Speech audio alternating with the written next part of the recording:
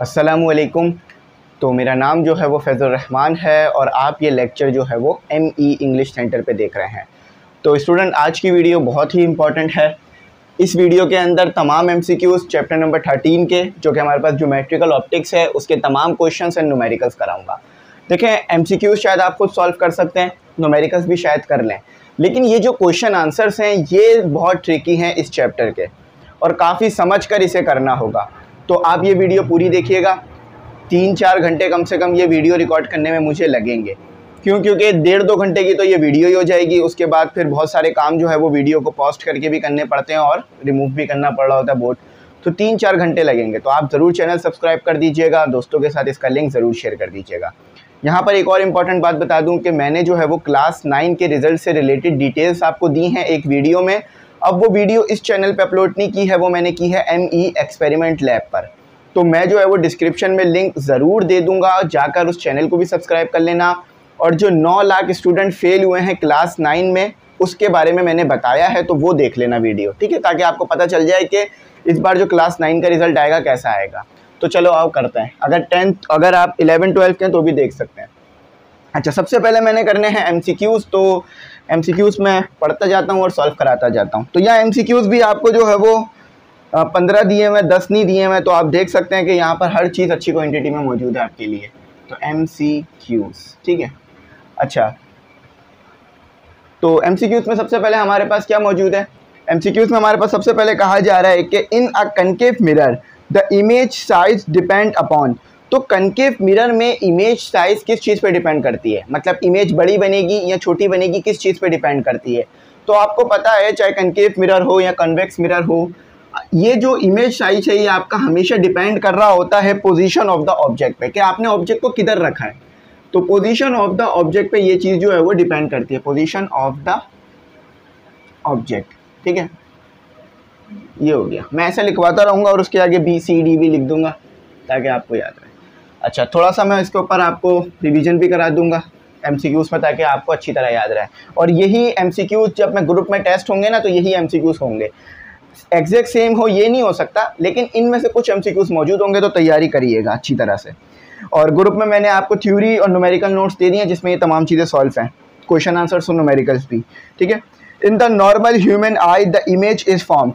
तो एक आम इंसान की जो आंख होती है, जिसको चश्मा नहीं लगा होता, जैसे मुझे चश्मा लगा हुआ है, तो चश्मा लगा होने की वजह क्या है कि इमेज रेटिना पे नहीं बनती मेरी, या तो रेटिना से पहले बन जाती है या तो बाद में। अब पहले क्यों बनती है?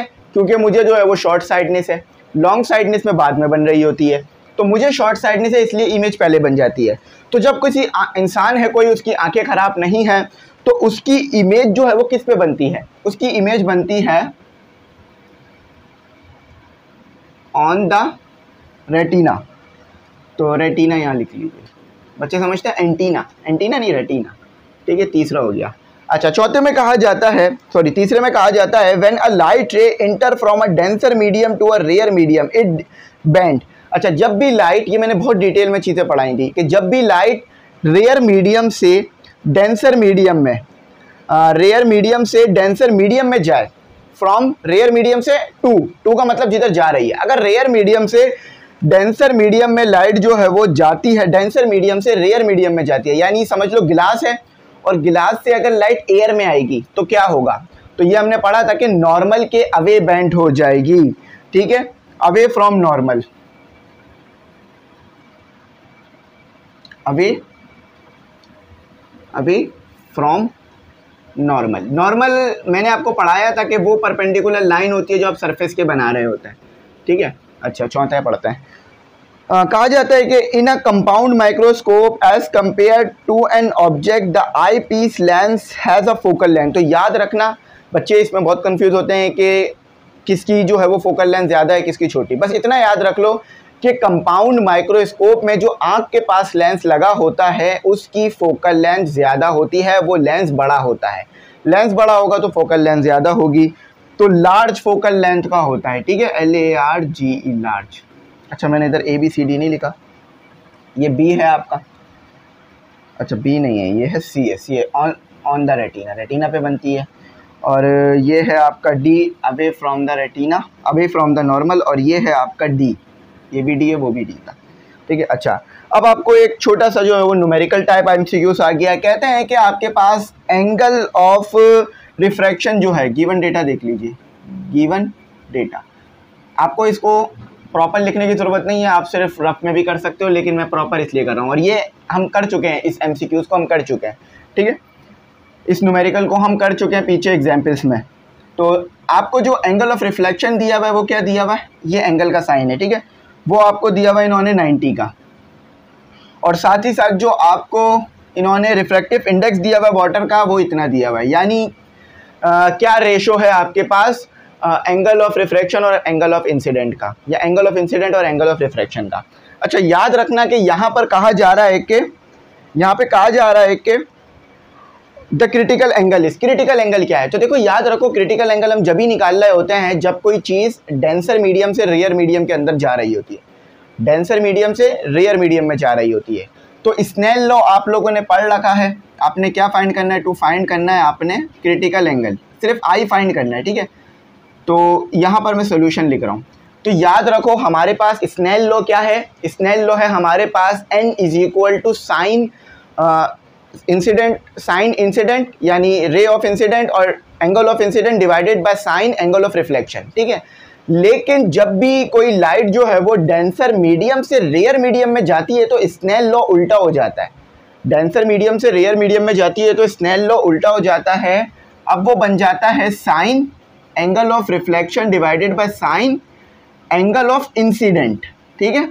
ये कब है, जब भी लाइट जो है वो डेंसर मीडियम से रेयर मीडियम में जाए, और जब भी लाइट जो है वो रेयर मीडियम से डेंसर में जाए तो स्नेल लॉ आपके पास क्या रहेगा। ये मैंने बहुत डिटेल में बताई थी, ये चीज़ें तमाम, ये चीज़ें बहुत डिटेल में बताई थी। तो आपके पास अगर रेयर मीडियम से डेंसर में जाएगा तो फिर आपके पास फॉर्मूला ये रहेगा, ठीक है। तो ये अभी कहाँ जा रही है लाइट, अभी जा रही है डेंसर मीडियम से रेयर मीडियम में, तो डेंसर में रेयर जा रही है तो ये फॉर्मूला रेसिप्रोकल हो जाता है, एन रेसिप्रोकल नहीं होता पर। अच्छा, साइन आपके पास 90, साइन 90 हर बच्चे को पता होना चाहिए कि वो 0 के बराबर 1 के बराबर होता है। अच्छा, आपने निकालना ही है क्रिटिकल एंगल। तो देखो क्रिटिकल एंगल यहाँ पर कैसे निकलेगा, ये बात याद रख लो कि जब भी क्रिटिकल एंगल और इंसिडेंट एंगल सेम हो जाता है ना, तो आपके पास जो लाइट रे होती है वो नॉर्मल के परपेंडिकुलर हो जाती है। यहाँ पर एक डायग्राम से देख लो, वैसे तो ये डायग्राम मैंने बहुत डिटेल में समझाई थी, ठीक है। देखो अगर क्रिटिकल एंगल और इंसिडेंट एंगल सेम आ रहा है तो आपके पास जो लाइट की रे है वो परपेंडिकुलर हो जाएगी नॉर्मल के, ये नॉर्मल है और ये परपेंडिकुलर। तो ये टॉपिक्स देख लेना, अगर बात समझ नहीं आ रही है रटना मत कभी भी इस टॉपिक्स को, बहुत मुश्किल हो जाएगा। तो यहाँ पर क्या हो रहा है कि आपके पास जो इंसिडेंट एंगल है वो क्रिटिकल एंगल सी के ही बराबर आ रहा है, ठीक है। तो मैं इस एंगल आई को रिप्लेस कर सकता हूँ एंगल सी के, क्योंकि अगर क्रिटिकल एंगल इंसिडेंट एंगल के बराबर आया होगा जब भी लाइट जो है वो 90 के ऊपर रिफ्लेक्ट हुई होगी, 90 के ऊपर रिफ्रैक्ट हुई होगी नॉर्मल के। तो क्रिटिकल एंगल को उधर ले जाओ, साइन क्रिटिकल। तो देखो मैंने भी ये चीज़ समझी है, साइन 91 होता है और आपको ये कितना दिया हुआ था, इंसिडेंट एन, अभी एन ही लिख देते हैं, ठीक है। तो ये हो गया आपके पास 1 और ये हो गया 1.33। तो 1.33 को डिवाइड कर दो, कैलकुलेटर का इस्तेमाल कर लो। इस तरह के काम रफ वर्क में मत करिएगा, पॉकेट कैलकुलेटर अलाउ होगा, ऐसा ना हो कि रफ वर्क कर रहे हो आप बैठ के पेपर के अंदर, ठीक है। अच्छा, आपको उन्होंने साइन क्रिटिकल निकालने के लिए नहीं बोला था, उन्होंने बोला था एंगल निकालो, ठीक है। तो एंगल निकालने के लिए आप क्या करोगे, साइन को उधर ले जाओगे। याद रखना जब भी साइन उधर जाता है इन्वर्स में हो जाता है, ठीक है, इन्वर्स में हो जाता है। अब इसको मैं इंशाल्लाह ट्रिग्नोमेट्री में डिटेल में समझाऊंगा कि ये ऐसा क्यों हो रहा है। यहाँ पर हम इस चीज़ को डिटेल में नहीं समझेंगे, लेकिन वहाँ भी यही चीज़ होती है, ठीक है। अच्छा, साइन इन्वर्स निकालने के लिए शिफ्ट का बटन दबा के साइन दबाओगे तो साइन इन्वर्स आ जाएगा। अब ये पॉकेट कैलकुलेटर में नहीं होता, याद रखना, ठीक है। अब मुझसे बच्चे पूछेंगे सर ये कहाँ पॉकेट कैलकुलेटर में, तो ये पॉकेट कैलकुलेटर में होता ही नहीं है, तो कहाँ से आएगा। तो 59 आ रहा है आपके पास, ये आपका एंगल आ गया, ठीक है, ये आपका एंगल आ गया और यही जवाब था आपका। तो ये इन्होंने राउंड ऑफ करके 8 लिखा हुआ है, तो मैं भी इसे 8 ही कर देता हूँ राउंड ऑफ करके, ठीक है। तो आंसर आ रहा है आपका ए 48.8, और ये जो ऊपर साइन बनता है ना डिग्री का, ये एंगल को डिफाइन करता है। 6 पे आ जाए। 6 में कहा जाता है आपको to view dim star we use. अच्छा, स्टार देखने के लिए आप क्या इस्तेमाल करते हैं? आप बोलेंगे सर आंखें। बहुत अच्छा जवाब है, लेकिन आप इतने अच्छे तरीके से स्टार्स को नहीं देख सकते अपनी आंखों से, तो ज़्यादा अच्छी तरीके से देखने के लिए क्या इस्तेमाल करते हैं? टेलीस्कोप। ठीक है, ये था हमारा ए, टेलीस्कोप। ठीक है। अच्छा, लोग समझते हैं कि टेलीस्कोप जो है वो एलियंस को देखने के लिए इस्तेमाल होता है। बिल्कुल ये भी हो सकता है, अगर एलियंस गुजर रहा हो स्टार के सामने से। ठीक है, वैसे तो एलियंस को देखने के लिए इस्तेमाल नहीं होता, और आज तक कोई भी एलियन जो है वो किसी भी गवर्नमेंट ने प्रूफ नहीं करा कि हाँ भाई ये एलियन एग्जिस्ट करता है, या किसी भी साइंस ने अभी तक इसको प्रूफ नहीं किया। हाँ, थ्योरी बहुत है कि मौजूद है लोग, इस ज़मीन के अलावा भी ज़िंदगी है, लेकिन इसको अभी तक प्रूफ नहीं कर सकी है साइंस कि है या नहीं है, और वो है तो किस तरह से, क्या पता हमारे जैसे हैं भी या नहीं है। The human I act like तो ह्यूमन आई कैसे एक्ट करती है? कैमरे की तरह। जैसे कैमरे की फोकल लेंथ आप ज़्यादा कम कर सकते हो, इसी तरह से अल्लाह ताला ने हमारी ह्यूमन आई में ये जो है वो क्वालिटी रखी है कि ये जो है वो कैमरे की तरह अपनी फोकल लेंथ को तब्दील करती है ज़रूरत के मुताबिक। और एक बात याद रखना कि आपकी जो आई होती है वो ज़्यादा मेगापिक्सल होती है कैमरे से मुताबिक, कैमरे से ज़्यादा मेगापिक्सल है इसके अंदर। A magnifying glass from an enlarge. अच्छा, मैग्नीफाइंग ग्लास क्या करता है? चीज़ को बड़ा करके दिखा देता है। मैग्नीफाइंग सिंपल जो है वो कॉन्वेक्स लेंस होता है जिसमें, तो वो किस तरह से बड़ा करके दिखाता है? वर्चुअल इमेज देता है। सबसे पहले तो ये लिख लो, ठीक है, वर्चुअल का मतलब क्या कि इमेज जो है वो सेम साइड पे बन गई है, ऑब्जेक्ट के सेम साइड पे बन गई है। टेलीस्कोप में हमारे पास डी था, कैमरा में हमारे पास ए था। और वर्चुअल एंड अपराइट यानी उल्टी, ठीक है, और सेम साइड पर GH इमेज। मैं ऐसे भी कर सकता था कि ABCD लिखवा दूं, लेकिन मैंने कहा बेहतर यही होगा कि आपको पूरा डिटेल में लिखवाऊं ताकि एक स्क्रीनशॉट से आपके पास प्रिजर्व हो जाएं चीज़ें। अच्छा, कहा जाता है कि the entire light is reflect into the same denser medium which is called total. तो समझ गए हो कि टॉपिक का नाम ही दिया हुआ है total internal reflection. Total internal reflection क्या होती है कि क्रिटिकल एंगल छोटा हो जाए, इंसिडेंट एंगल बड़ा हो जाए। अगर इंसिडेंट एंगल बड़ा हो गया क्रिटिकल एंगल से, तो लाइट बाहर जाने के बजाय डेंसर मीडियम से रेयर मीडियम में जाने की बजाय पूरी की पूरी रेयर मीडियम में ही डेंसर मीडियम में ही रिफ्रैक्ट हो जाती है। तो टोटल इंटरनल रिफ्लेक्शन बहुत डिटेल में ये टॉपिक पढ़ाया, जब भी पूरा महीना लग गया इस चैप्टर को कराने में, कि जब ये चीज़ें आपके सामने आए ना तो आप ये ना बोलें सर ये क्या है, ये कैसे होता है, ये क्या टॉपिक है। और ऐसा नहीं है कि मेरी मेहनत रायगा गई, बच्चे जो समझ रहे हैं उससे वो काफ़ी कुछ सीख रहे हैं। और अगर आपने अभी तक ये टॉपिक्स नहीं देखे तो देखना शुरू करें, इंशाल्लाह आपको बहुत इससे फ़ायदा होगा। कहा जाता है कि in optics fiber the core is made of glass और प्लास्टिक्स ऑफ रिलेटिविटी। तो देखो जो कोर बनता है ऑप्टिक फाइबर में, हमने पढ़ा तो ऑप्टिक फाइबर के टॉपिक को भी, तो ऑप्टिक फाइबर के अंदर जो इंटरनल हिस्सा होता है ना वो हमारे पास हाई रिफ्लेक्टिव इंडेक्स रखता है, हाई रिफ्रैक्टिव इंडेक्स रखता है, रिफ्लेक्टिव नहीं रिफ्लेक्टिव। अक्सर मेरी प्रोनाउंसिएशन ना खुद भी बिगड़ जाती है। रिफ्रैक्टिव, ठीक है, इंडेक्स बी है ये, ठीक है, पहला वाला भी बी था, दूसरा वाला भी बी आ रहा है। अच्छा, उसके बाद कहा जाता है हमारे पास अब magnifying glass is also called. तो मैग्नीफाइंग ग्लास को यानी सिर्फ एक कॉन्वेक्स लेंस जिस चीज़ के अंदर मौजूद हो तो उसे आप क्या बोलते हो? उसको आप सिंपल माइक्रोस्कोप भी कहते हो, ठीक है। स्कोप बहुत है ना साइंस का, तो इसलिए सिंपल माइक्रोस्कोप,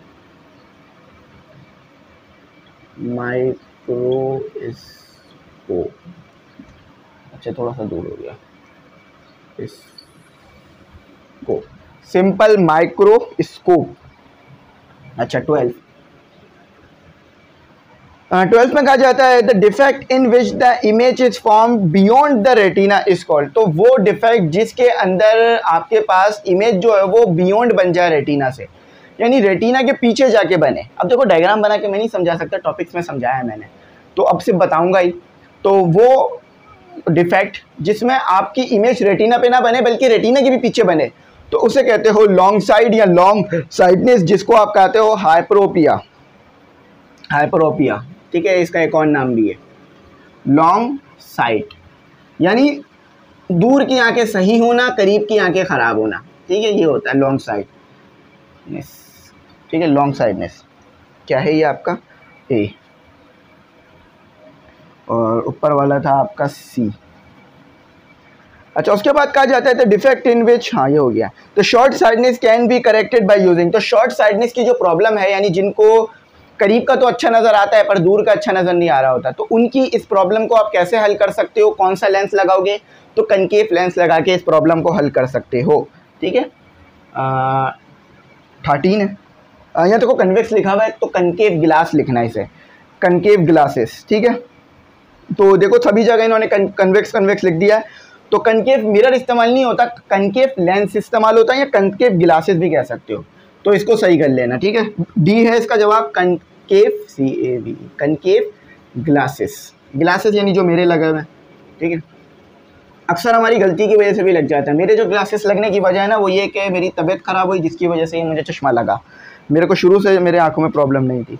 तो लेंसेज फ्रॉम इमेज थ्रू, अच्छा lenses from image through refraction, अच्छा इमेज जो बनती है लेंसेज के ज़रिए से वो कैसे बनती है, देखो रिफ्लेक्शन हो जाएगी तो लाइट लग के वापस चली जाएगी, तो हम मुझे तो वैसे कुछ नज़र ही नहीं आना जब लाइट आँख के अंदर ही नहीं जा रही। आपने पढ़ा था ना कि हमारी जो आँख है वो लाइट सेंसिटिव ऑर्गन है, यानी लाइट पड़ने पर रिएक्ट करती है वरना रिएक्ट नहीं करेगी।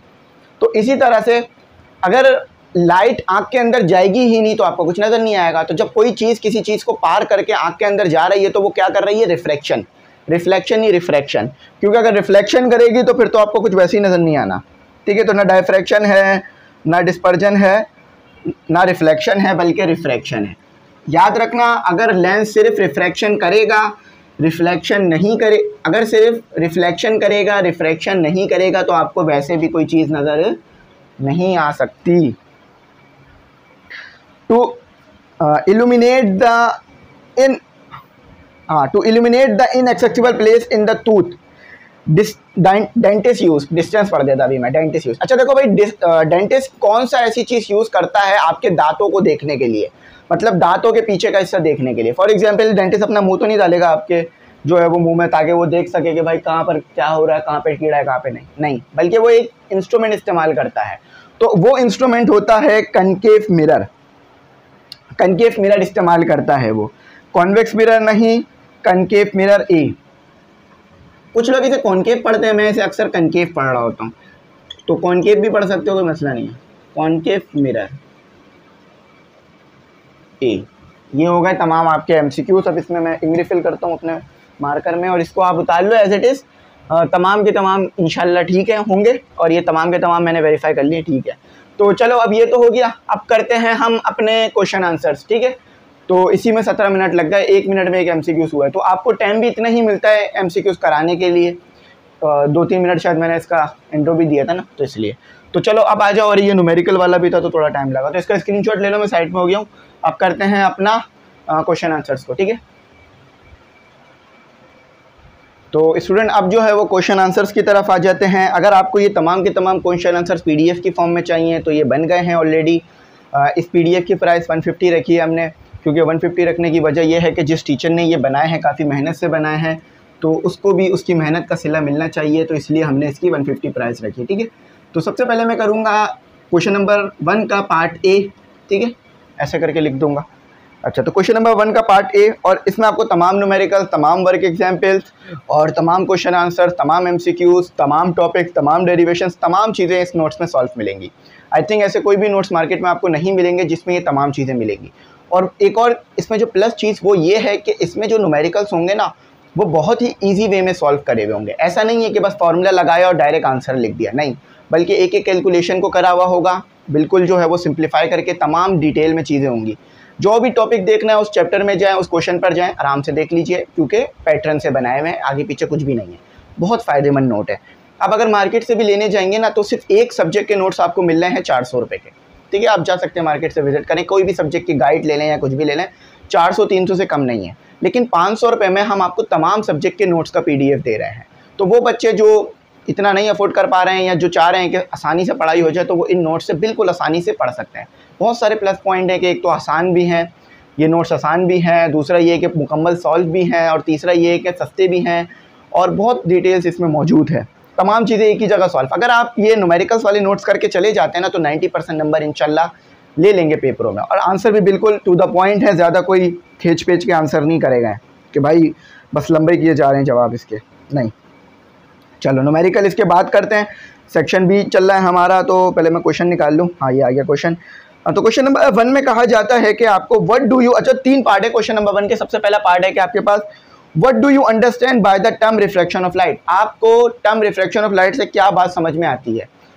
तो आपने क्या चीज़ समझा कि क्या चीज़ है reflection of light, sorry reflection नहीं है रिफ्लेक्शन है, ठीक है, याद रखिएगा, मैं रिफ्लेक्शन बोल गया शायद। तो रिफ्लेक्शन ऑफ लाइट से क्या समझ में आता है, a phenomena of returning light from the surface of the object when the light is incident on it, it is called reflection of light. बस सिंपल इतना ही जवाब था कि जब भी कोई चीज़ या कोई लाइट, खासतौर पे यहाँ लाइट की बात हो रही है, जब भी कोई लाइट जो है वो किसी सरफेस से टकराए और टकराने के बाद उसके अंदर ना जाए बल्कि वापस लगकर आ जाए, तो इसी को आप कहते हो रिफ्लेक्शन ऑफ लाइट, ठीक है। अच्छा अब आपका आ जाता है क्वेश्चन नंबर बी, जल्दी जल्दी कराऊंगा ताकि आपका टाइम वेस्ट ना हो। 1 का B, outline the diagram to illustrate reflection at a plane surface. तो यहाँ आपने डायग्राम बनानी है, किसी किस्म की वर्डिंग नहीं लिखनी है। क्या कह रहे हैं, आउटलाइन अ डायग्राम, एक डायग्राम बनाओ जिसमें रिफ्लेक्शन का फिनोमिना हो रहा हो। तो चलें रिफ्लेक्शन का फिनोमिना देखने के लिए आपके पास पूरी की पूरी डायग्राम एज इट इज़ आ गई है। मैंने ये चीज़ पूरी समझाई थी डिटेल में कि किस तरह से इंसिडेंट रे आपके पास आती है और वो नॉर्मल से जो है वो किसी एंगल पे जाके रिफ्लेक्ट करती है। और ये काम जब ही होता है जब आपके पास इंसिडेंट एंगल जो है वो एंगल ऑफ रिफ्लेक्शन के बराबर, क्रिटिकल एंगल जो है वो आपके पास एंगल ऑफ इंसिडेंट के बराबर आ रहा हो। अगर क्रिटिकल एंगल आपके पास जो है वो छोटा आ रहा है, इंसिडेंट एंगल ज़्यादा आ रहा है, तो रिफ्लेक्शन नहीं होगी बल्कि रिफ्रैक्शन हो जाएगी, ठीक है। तो ये, और ये तो वैसे एक मेटल सरफेस है तो इसमें से तो रिफ्लेक्शन ही होनी है बस, ठीक है।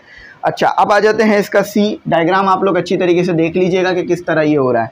थोड़ा सा मैं बता भी देता हूँ कि एंगल ऑफ इंसिडेंट वो एंगल जो जिस एंगल पे रे इंसिडेंट करी, इंसिडेंट लाइट वो होती है जो कि आके टकराती है किसी चीज़ से। अभी मैंने इसमें इंक भरी ना, थोड़ा सा टाइम लगेगा, ठीक है। जो कि किसी सरफेस से आके टकराती है लाइट, उसे इंसिडेंट बोलते हैं, और जो टकरा के चली जाती है उसे रिफ्लेक्टिव बोलते हैं। तो इसका एंगल बनता है जो कि नॉर्मल से बनाया जाता है, ठीक है। तो वो मैंने समझाया था।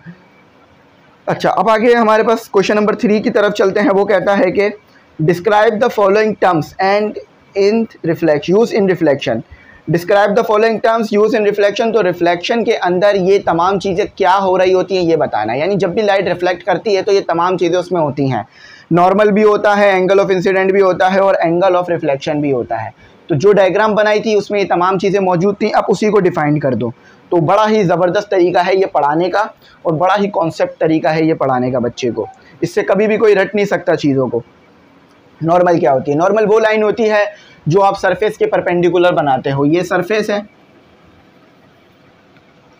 ये सरफेस है, अभी थोड़ा सा कॉम्प्रोमाइज़ कीजिएगा, ये सरफेस है, इसके जो नॉर्मल आप बनाते हो ये आपके पास ये इसके जो परपेंडिकुलर बनाते हो इसे आप कहते हो नॉर्मल, और ये परपेंडिकुलर होती है, ठीक है। नॉर्मल ही हो गया तो परपेंडिकुलर ही मायने होते हैं इसके।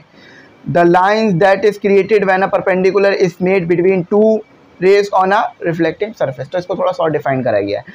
अच्छा एंगल ऑफ इंसिडेंट, तो जिस एंगल पर आकर लाइट इंसिडेंट करती है उसे एंगल ऑफ इंसिडेंट कहते हैं। फॉर एग्जांपल ये इंसिडेंट लाइट थी आपके पास, ठीक है, ये आके टकराई। अब आप एंगल यहाँ से नहीं निकालोगे, नॉर्मल से निकालोगे हमेशा एंगल ऑफ इंसिडेंट, ठीक है। Angle of incident, angle of reflection हमेशा नॉर्मल से निकाला जाता है, सरफेस से नहीं निकाला जाता।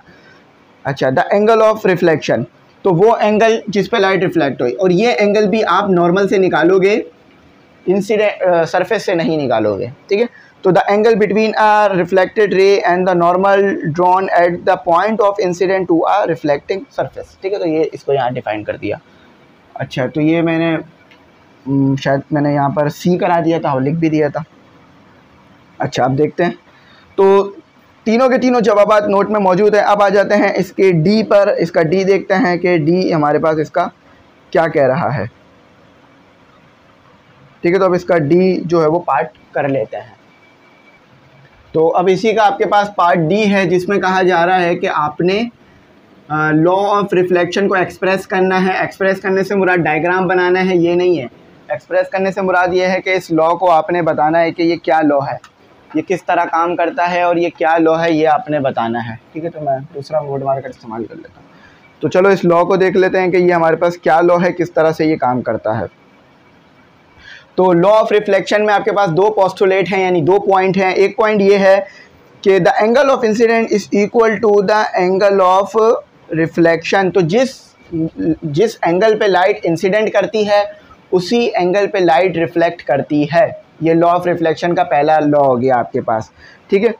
तो ये पहला पॉइंट हो गया। और दूसरा पॉइंट है the incident ray reflected ray and the normal to the reflecting surface all in the same plane is also known as the second law of reflection. तो फर्स्ट लॉ था ये था आपके पास इसका कि लॉस बोल लेते ना लॉ ऑफ रिफ्लेक्शन के। तो दो लॉस हैं इसके। एक लॉ ये है कि जिस एंगल पे लाइट इंसिडेंट कर रही है, जो इंसिडेंट एंगल है वही रिफ्लेक्शन वाला एंगल होगा। ये मैंने बहुत डिटेल में समझाया था आप लोगों को, ठीक है।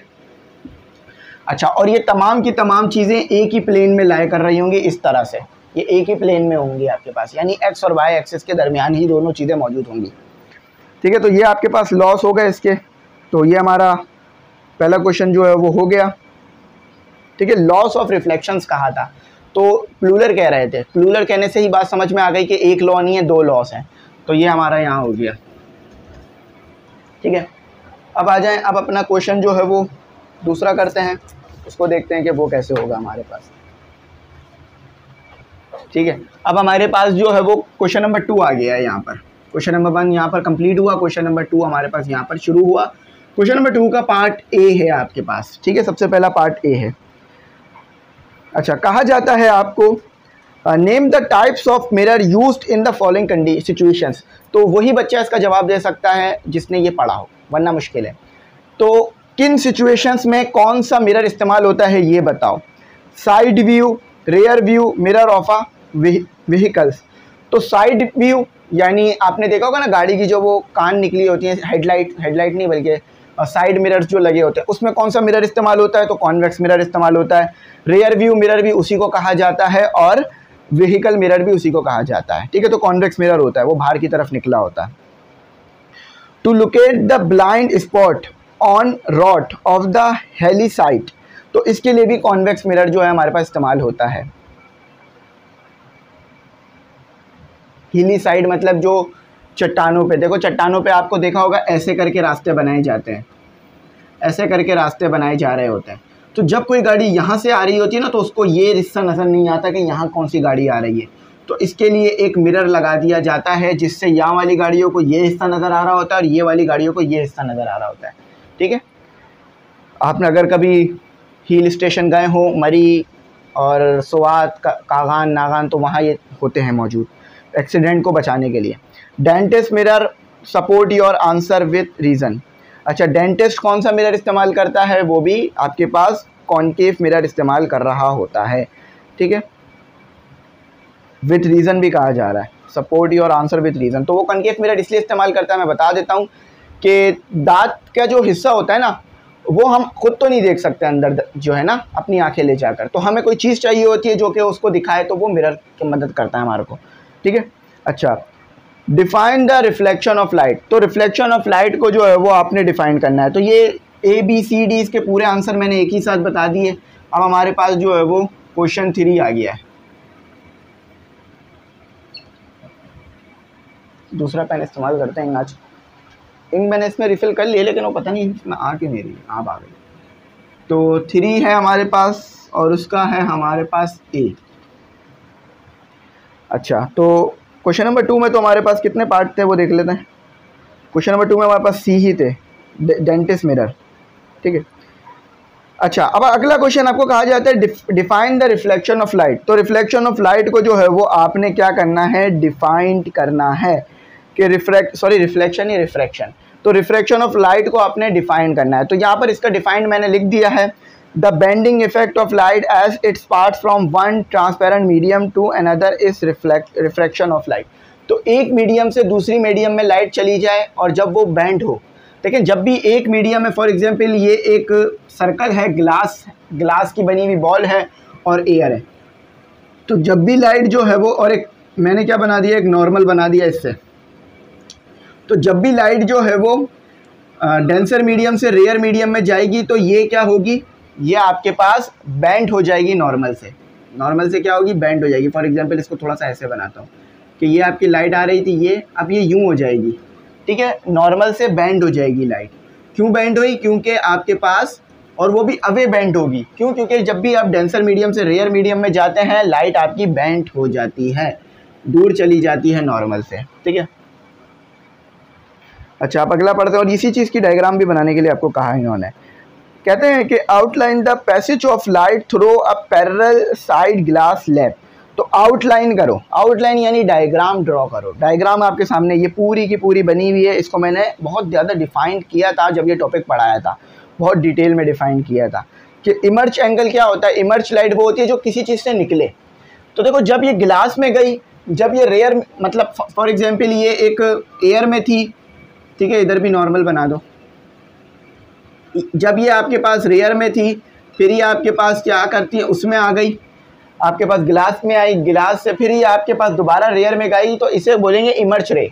वो रे जो कि रेयर से डेंसर, डेंसर से दोबारा रेयर में चली जाए, ठीक है। तो इसकी आपने एक डायग्राम बनानी है जो कि यहाँ पर बनी हुई डिटेल में, रिफ्रैक्शन ऑफ लाइट के नाम से। ये क्वेश्चन बी था, मैंने लिखा नहीं, ठीक है, बी था। तो इसका पूरा जवाब लिख लीजिएगा, डिटेल में मैंने आपको इसे बता दिया। अब क्वेश्चन सी, मतलब इसी का 3 का सी आ जाते हैं पार्ट।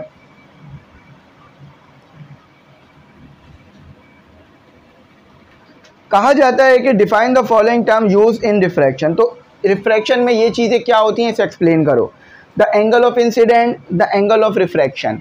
तो जिस तरह से angle of incident angle of reflection था रिफ्लेक्शन के केस में, उसी तरह से एंगल ऑफ इंसिडेंट और एंगल ऑफ रिफ्रैक्शन है रिफ्रैक्शन के केस में।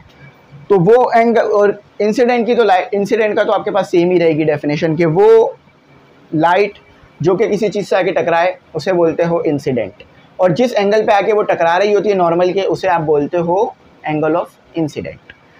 अच्छा, और जिस एंगल पे रिफ्रैक्ट हो रही होती है, टकराने के बाद पेनिट्रेट करती है ऑब्जेक्ट में और दूसरे एंगल पे निकलती है, तो उसे बोलते हो एंगल ऑफ रिफ्रैक्शन। इसमें एंगल ऑफ रिफ्रैक्शन और एंगल ऑफ इंसिडेंट सेम नहीं होता रिफ्रैक्शन के केस में, याद रखिएगा। तो ये सब पूरा के पूरे को लिख लीजिएगा। क्वेश्चन 4, तो देख रहे हैं कितने ज़्यादा क्वेश्चन मौजूद हैं इसके अंदर।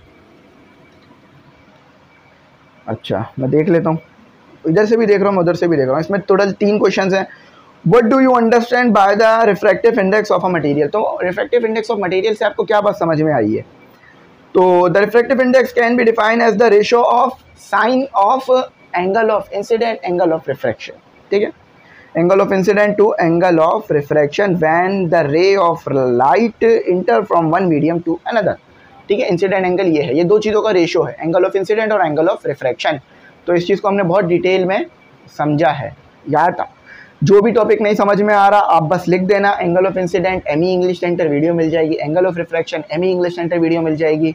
तमाम क्वेश्चंस के आगे लिख देना एमई इंग्लिश सेंटर क्वेश्चन लिखना, और उसके आगे एमई इंग्लिश सेंटर लिख देना, वीडियो मिल जाएगी,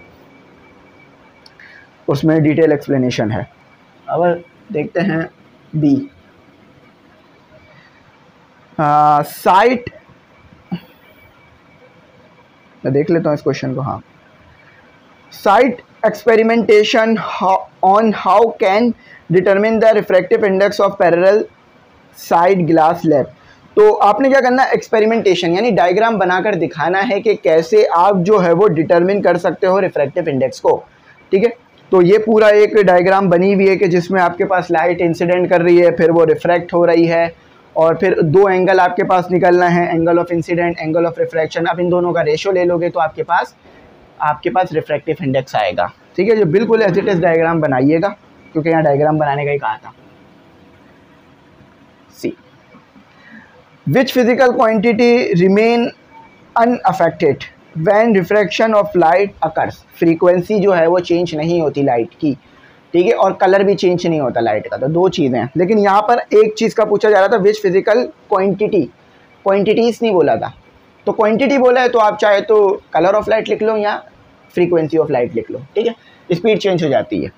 तो इसका आप बोलेंगे सर जवाब बहुत छोटा है, तो इतना भी काफ़ी है इसका जवाब, क्योंकि सिर्फ यहाँ पर शॉर्ट आपको एक क्वांटिटी पूछी थी, ये नहीं कहा था डिफाइंड करो क्यों चेंज नहीं होती, सिर्फ पूछा था विच physical quantity remain unaffected when reflection of light occurs.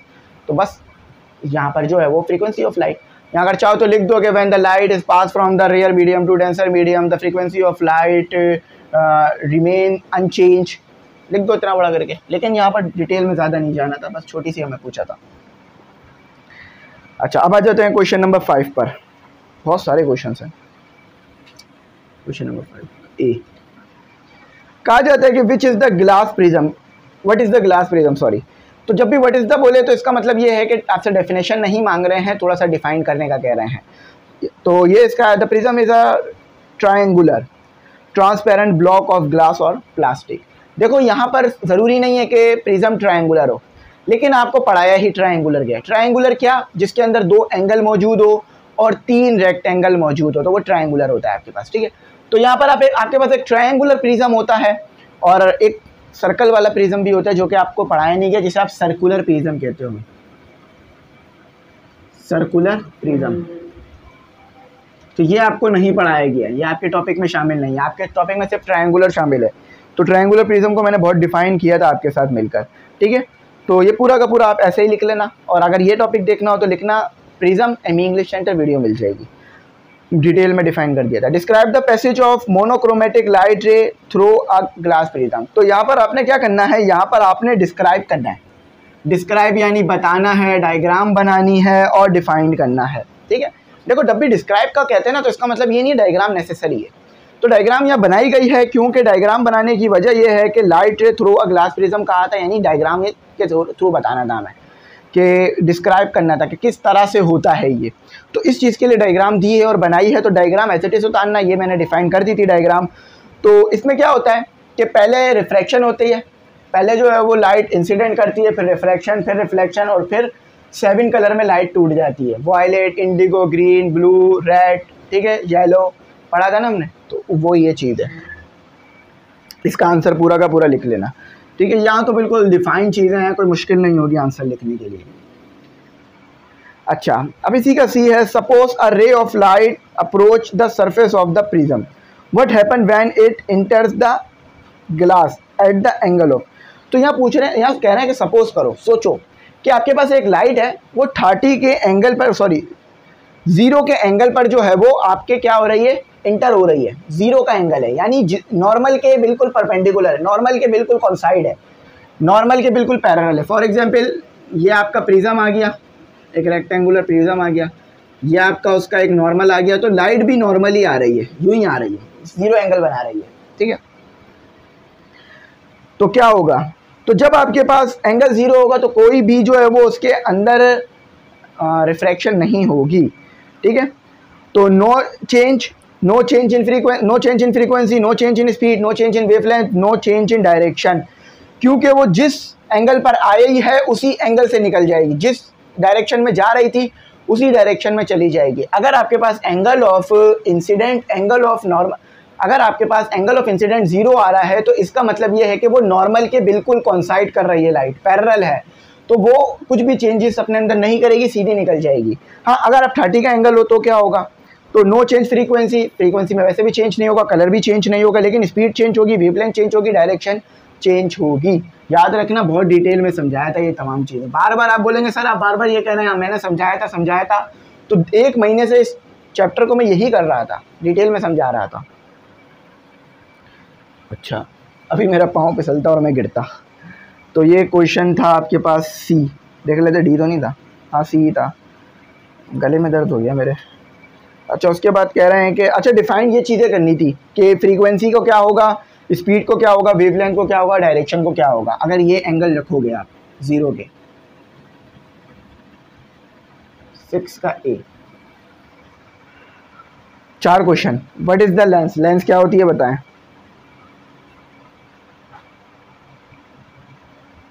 तो भाई लेंस आपके पास एक ट्रांसपेरेंट ग्लास होता है, जिसके ज़रिए से आप चीज़ों को या तो मैग्नीफाइड करते हो, या तो चीज़ों को जो है वो आप बड़ा करके देखते हो, एक ही बात हो गई मैग्नीफाइड, या फिर आप जो है वो चीज़ को जो है वो यानी इमेज बनाते हो उससे, ठीक है, इमेज ही बनाते हैं चीज लेंस से। The lens is piece of transparent material such as glass और प्लास्टिक। अच्छा, मेरे जो ग्लास लगा हुआ है ये ग्लास, मैंने मेरे जो लेंस लगा हुआ है ये ग्लास नहीं है, ये प्लास्टिक है, प्लास्टिक, ठीक है। जब भी ये हल्का होता है, ग्लास भारी होता है, क्योंकि वो ज़्यादा, उसका जो डेंसिटी होती है ग्लास की ज़्यादा होती है, उसमें ज़्यादा मटेरियल मौजूद होता है कम वॉल्यूम में। इसमें जो है वो कम मटेरियल होता है ज़्यादा वॉल्यूम में। What happen if a light ray parallel to the principal axis enter a convex lens. तो क्या होगा अगर आपके पास लाइट रे पैरेलल दाखिल हो जाए प्रिंसिपल एक्सिस के, तो देख लेते हैं। इफ इसको लिख लें ताकि मेरे को याद रहे। If a light ray parallel to the principal axis enter a convex lens, it is refract by the lens and after refraction pass through focal length. तो वही होगा अगर पैरेलल कोई लेंस लाइट दाखिल हो जाए प्रिंसिपल एक्सिस के। For example lens बन गया आपका, खाता पीता लेंस है ये, ठीक है, अच्छे घर का लेंस है। तो ये आएगी यूं करके लाइट आएगी, ठीक है, यूं करके एक जगह पे फोकस करेगी आपके पास, ये होगा। पैरेलल दाखिल हो रही है ना प्रिंसिपल एक्सिस, इसे बोलते हो प्रिंसिपल एक्सिस PX, और ये है आपके पास LR लाइट रे। पूरा डिफाइन नहीं कर रहा हूँ मैं, पहले ही बहुत बार डिफाइन कर चुका हूँ, क्योंकि मैं चाह नहीं रहा हूँ कि ये वीडियो 2-3 घंटे की हो जाए, तो इसीलिए। जैसे अभी 40 मिनट की हो गई और अभी आधे क्वेश्चंस भी नहीं हुआ है, 12 क्वेश्चंस हैं जिसमें से अभी भी हमारे पूरे 6-7 रहते हैं। अच्छा, अब इसका B देखते हैं। B हो गया, बल्कि C देखते हैं। तो जिस टीचर ने ये नोट्स लिखे हैं मैं उसको काफ़ी हाईली अप्रिशिएट करता हूँ, और भाई हैं मेरे वो जिन्होंने ये नोट्स लिखे हैं। भाई से मुराद सगे भाई हैं, ठीक है, वैसे तो वैसे ही तमाम भाई हैं लेकिन सगे भाई हैं। अच्छा, तो convex lens is considered a converging lens, explain why. अच्छा, कॉन्वेक्स लेंस को क्यों कहा जाता है कि ये कन्वर्जिंग लेंस है? कन्वर्जिंग लेंस यानी इससे जितनी भी लाइटें आती हैं वो एक जगह पर फोकस करती हैं, ठीक है। इसे ऐसा क्यों कहा जाता है? तो इसको थोड़ा सा ना डिटेल में एक्सप्लेन करा जाएगा, सिर्फ 1-2 लाइन से एक्सप्लेन नहीं होगा। तो ये लिखा हुआ है, consider a monochromatic ray of light travelling parallel to the principal axis of the double convex lens. Double convex lens कैसे? देखो, ये होता है सिंगल कन्वेक्स लेंस। अगर डायग्राम बनी हुई आ जाए ना कि ये सिंगल कन्वेक्स लेंस है या डबल, तो ये सिंगल आ गया कन्वेक्स लेंस। ये डबल कन्वेक्स लेंस होता है कि जिसके अंदर 2 आपके पास साइड निकली हुई होती है। जो मैं डायग्राम में यहाँ बना रहा हूँ ना रफ में, वो नहीं बनाना, जो इसमें बनी हुई है ना नोट्स में वो बनानी है। तो ये क्या करता है कि ये आपके पास लाइट रे को लाता है और एक जगह पर फोकस करा देता है, तो इसे इसलिए कन्वर्जिंग लेंस कहा जाता है। यही चीज़ इसमें लिखी हुई है और यही चीज़ मैंने पढ़ाई भी है। अच्छा, अभी यहाँ सिर्फ आंसर्स दे रहा हूँ, और सेल्फ असेसमेंट क्वेश्चंस में भी इसी तरह के आंसर्स मैंने आपको दिए थे जो कराया था। अच्छा, पावर ऑफ द लेंस याद रखना, power of the lens inversely proportional होती है फोकल लेंथ के, यानी जितनी छोटी फोकल लेंथ होगी आपके पास पावर ऑफ लेंस उतनी ज़्यादा होगी, यानी फॉर एग्जांपल वो उतना ही ज़्यादा कन्वर्ज करेगी। बस वैसे तो ज़्यादातर नोट्स में ये बताया जाता है कि power of the lens is inversely proportional to focal length. अच्छी बात है, सही है, लेकिन थोड़ा सा और डिटेल देना ज़रूरी है ताकि अच्छा समझ में आ जाए। तो यानी ये है कि फोकल लेंथ छोटी है, लेंस आपके पास छोटा है, फोकल लेंथ छोटी है, यानी यहाँ पर फोकल लेंथ आ रही है, तो ज़्यादा कन्वर्ज करेगी लाइट ज़्यादा कन्वर्ज होगी। तो इसीलिए पावर ऑफ लेंस जो है वो इन्वर्सली प्रोपोर्शनल होती है फोकल लेंथ के। लिख लेना इसको, यही इसका जवाब है। यूनिट याद रखना डायोप्टर है, डी से डिस्टेंस नहीं होता, डायोप्टर होता है। याद रखना, अगर डी का सिंबल आपने दे दिया ना डायोप्टर के यूनिट को फिजिक्स में, तो अब किसी और यूनिट का सिंबल डी नहीं होगा। डेसिबल डीबी होता है, वो डीबी डेसिबल डी नहीं होता। तो डी सिर्फ डायोप्टर। अगर आ जाए ना D which unit symbol is D, किस यूनिट का सिंबल डी है, तो आप कहेंगे डायोप्टर। डायोप्टर का सिंबल आपके पास डी है। डिफाइन क्रिटिकल एंगल, तो क्रिटिकल एंगल अभी मैंने बता दिया था कि ये वो एंगल होता है अगर इस एंगल पर लाइट इंसिडेंट करेगी तो आपके पास जो है वो एंगल ऑफ रिफ्रैक्शन 90 का आएगा नॉर्मल के, जो बताया था थोड़ी देर पहले। क्वेश्चन नंबर 7 है। और भी इसके काम है कि अगर इंसिडेंट एंगल छोटा हो क्रिटिकल एंगल से तो आपके पास जो रिफ्रैक्शन होती है वो रिफ्रैक्शन ज़्यादा हो रही होती है, ठीक है, रिफ्रैक्शन होती है। अगर आपके पास इंसिडेंट एंगल बड़ा आ जाए क्रिटिकल एंगल से तो आपके पास रिफ्रैक्शन नहीं बल्कि बस रिफ्लेक्शन होती है, जिसे हम बोलते हैं टोटल इंटरनल रिफ्लेक्शन, ठीक है। आगे ये भी है, तो लिख लेना, the angle of incident that cause the refract ray in the rare medium to bend through 90 is called the critical. जो मैंने उर्दू में बताया वो इंग्लिश में लिखा हुआ है।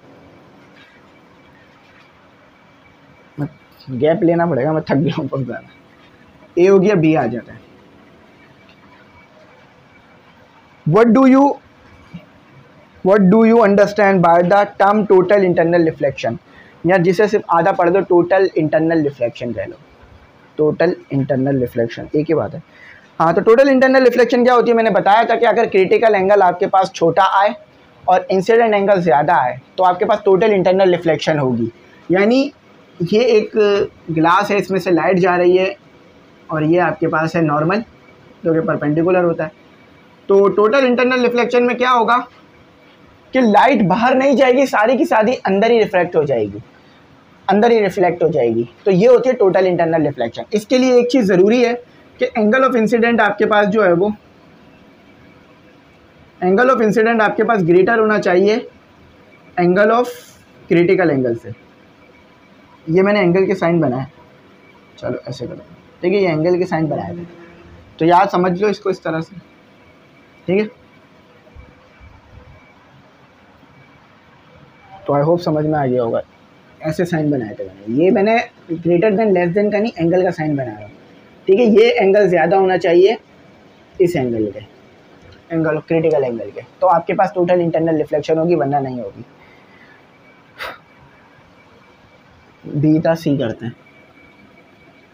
अब देखिए यहाँ पर क्वेश्चन आंसर्स में इतना डिटेल में तो नहीं समझा सकता मैं, लेकिन जितना डिटेल में मैंने इन टॉपिक्स को समझाया ना, आपको बहुत अच्छी तरह बात समझ में आएगी। लिखिएगा total internal reflection ME English centre, पूरी डिटेल वीडियो मिल जाएगी। State the condition required for a total internal reflection. Total internal reflection के लिए क्या कंडीशन चाहिए? ये कंडीशन चाहिए कि इंसिडेंट एंगल ग्रेटर हो आपके पास क्रिटिकल एंगल से, और जो सरफेस हो ना वो आपके पास ग्लास हो, ये भी ज़रूरी है, और दोनों के दोनों एक ही प्लेन में आते हैं, ये तो इसका लॉ हो जाएगा। अच्छा 8 में न्यूमेरिकल दिया हुआ है आपको, चले मैं करा दूंगा इसे। कहते हैं कि आपको, तो सी था हमारा, लिख लिया हमने, दे पढ़ लेता हूँ थोड़ा सा। A ray pass from dense medium to rare medium and its angle incident is greater than the critical angle. तो ये कंडीशन रिक्वायर्ड होती है। डी करते हैं।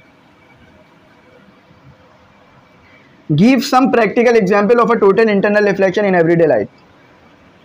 तो कुछ प्रैक्टिकल एग्जाम्पल्स दीजिए। लेकिन जब आप लेज़र लाइट को ऐसे एंगल पे मारें कि वो क्रिटिकल एंगल से ज़्यादा आने लगे, तो आपके पास टोटल इंटरनल रिफ्लेक्शन नज़र आएगी, आप प्रैक्टिकली देख सकते हैं।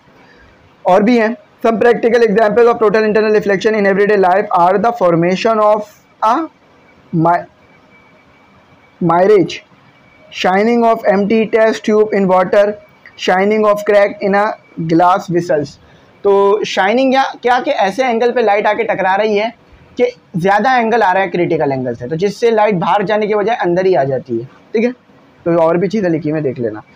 अच्छा, determine the critical angle of light in diamond. ये बहुत ज़्यादा आया है, ये बहुत ज़्यादा इन्होंने जो है वो इसका न्यूमेरिकल दिया है। मैं MCQs में भी इसका न्यूमेरिकल दिया, वर्क एग्जाम्पल में भी इसका न्यूमेरिकल दिया, IGM पेपर में भी देंगे। जब इतना ज़्यादा किसी चीज़ को वो दे रहे हैं ना बार बार, तो इसका मतलब है कि वो सोच के बैठे हुए हैं कि हमने ये देना ही देना है बच्चों को, ठीक है। अच्छा, स्नेल लॉ का इस्तेमाल होगा इधर, आओ इसको करते हैं। Determine the critical angle of a light in a diamond. Critical angle पता करो, ठीक है, डायमंड में। The refractive index of a diamond is, diamond का रिफ्रैक्टिव इंडेक्स आपके पास क्या है? डायमंड का आपके पास रिफ्रैक्टिव इंडेक्स दिया हुआ इन्होंने N 2.41। अब आप बोलेंगे सर इसमें एंगल ऑफ रिफ्लेक्शन क्या है?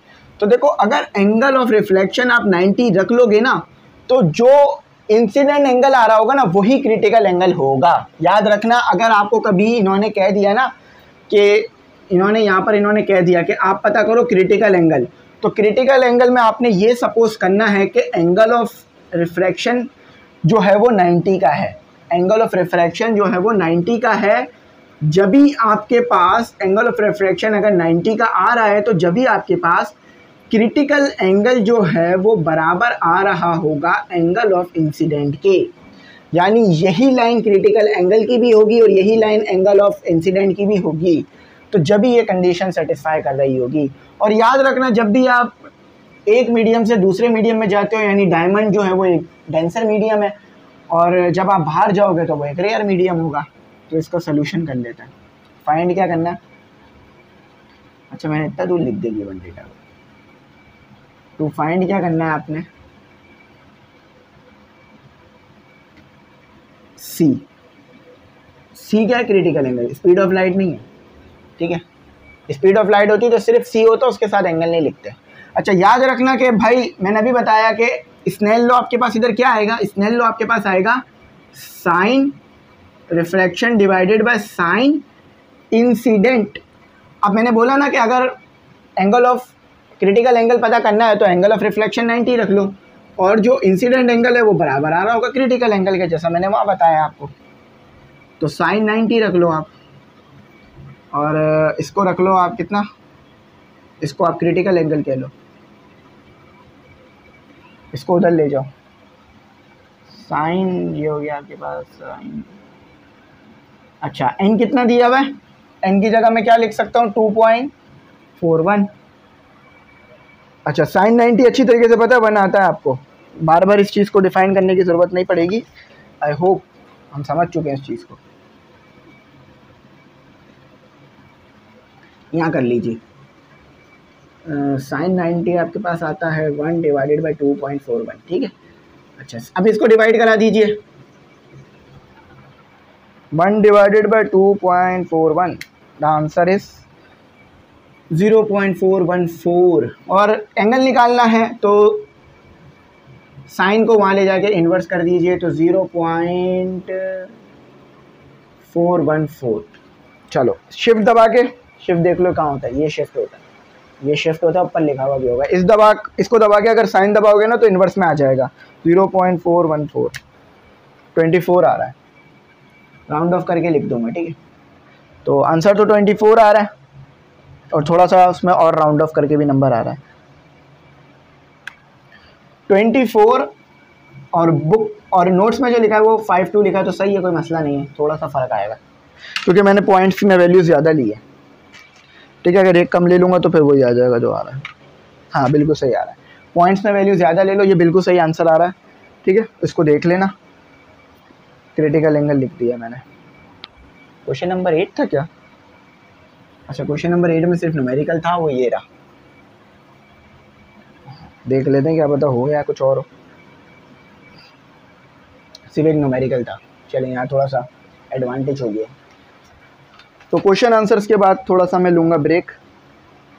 अभी देखें बहुत ज़्यादा देर तक, देखें आपको मैं ऐसे नहीं पढ़ा रहा हूँ कि एक ऑनलाइन क्लास चल रही है, टीचर बस बोले जा रहा है, बच्चे जो हैं वो बोर होकर सुने जा रहे हैं।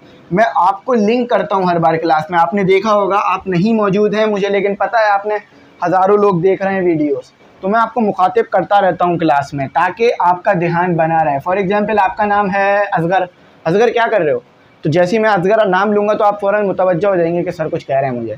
तो इसी तरह से मैं आपको इस तरह से मुखातिब करता रहता हूँ कि देखें इधर, सोचें क्या हो रहा है, देखें इधर क्या कर रहे हैं हम, आप लोगों को नहीं पता कैसे कर रहा हूँ मैं, ये बार बार मैं इस तरह के लफ्ज़ इस्तेमाल करता हूँ ताकि आप लोग सुने। आप लोगों के दिमाग में जैसी ये बात जाएगी ना, जैसे इंसान के दिमाग में ऐसे लफ्ज़ जाते हैं जो कि गुस्से में बोले जाते हैं या जो कि किसी को मुतवज्जा करने के लिए बोले जाते हैं, तो वो उसका दिमाग उस चीज़ के लिए प्रिपेयर होता है, फिर वो जैसे इस तरह के लफ्ज़ सुनता है ना फ़ौरन मुतवज्जा हो जाता है, अगर क्लास में ना भी हो। वैसे भी मोबाइल देख रहे हैं तो वैसे भी मुतवज्जा तो हम रहते ही हैं मोबाइल में, क्योंकि एक बार कुछ देखना शुरू करें तो पूरा करके ही उठते हैं। तो इस तरह पढ़ाई कर रहे हैं तो पढ़ाई भी पूरी करें, पढ़ लीजिए इंशाल्लाह। ये अभी थोड़ा सा शायद आपको लग रहा होगा कि मुश्किल है, लेकिन अगर आप ये कर लेंगे ना इंशाल्लाह, यूनिवर्सिटी में जाकर फिर आप आराम से पढ़िएगा, यूनिवर्सिटी लाइफ भी इंजॉय कीजिएगा और फिर आराम से चीज़ें करिएगा। अब इंजॉय करने से ये मुराद नहीं है क्लासेस बंक करें, इंजॉय करने से ये मुराद है कि क्लासेस भी लें, सेमिनार्स भी लें, और जो कैंटीन है वहाँ जाएँ, खाए पिएँ। अब हर वक्त नहीं कैंटीन में बैठे रहिएगा क्योंकि वहाँ पर कोई नहीं देख रहा होता आपको क्या कर रहे हैं आप। What are optical fibre? Optical fibre क्या होता है? फाइबर सुना है ना, नेट जो लगा हुआ होता है, मेरे घर में भी लगा हुआ है, स्टूडियो में भी लगा हुआ है मेरे, समझ गए होंगे आप। मैंने जब घर बोला है तो स्टूडियो यानी घर में ही है मेरा, ठीक है। अब आवाज़ थोड़ी मेरी हल्की हो गई है क्योंकि काफ़ी देर से मैं लगातार कंटिन्यूसली बोले जा रहा हूँ। 53 मिनट तो हो गए, यानी 1 घंटा हो गया कम से कम। थोड़ा टाइम मैंने अभी बीच में लिया भी था काम करने के लिए। अच्छा ऑप्टिकल फाइबर क्या होता है, चलो इसको डिफाइन कर देता हूँ। A thin flexible fibre with a glass core, यानी इसके अंदर ना ग्लास मौजूद होती है और लाइट के ज़रिए से चीज़ें ट्रांसफ़र की जा रही होती हैं। अंदर जो इसके कोर होता है उसका रिफ्लेक्टिव इंडेक्स हाई होता है, बाहर वाले कोर का रिफ्लेक्टिव इंडेक्स लो होता है। अंदर वाले का हाई इसलिए होता है ताकि वो लाइट जब टकराए ना सरफेस से तो वो अंदर ही रहे, बाहर ना जाए, ठीक है। तो ये होता है, इसको लिख लेना। Describe how total internal reflection, यहाँ से बढ़ता है,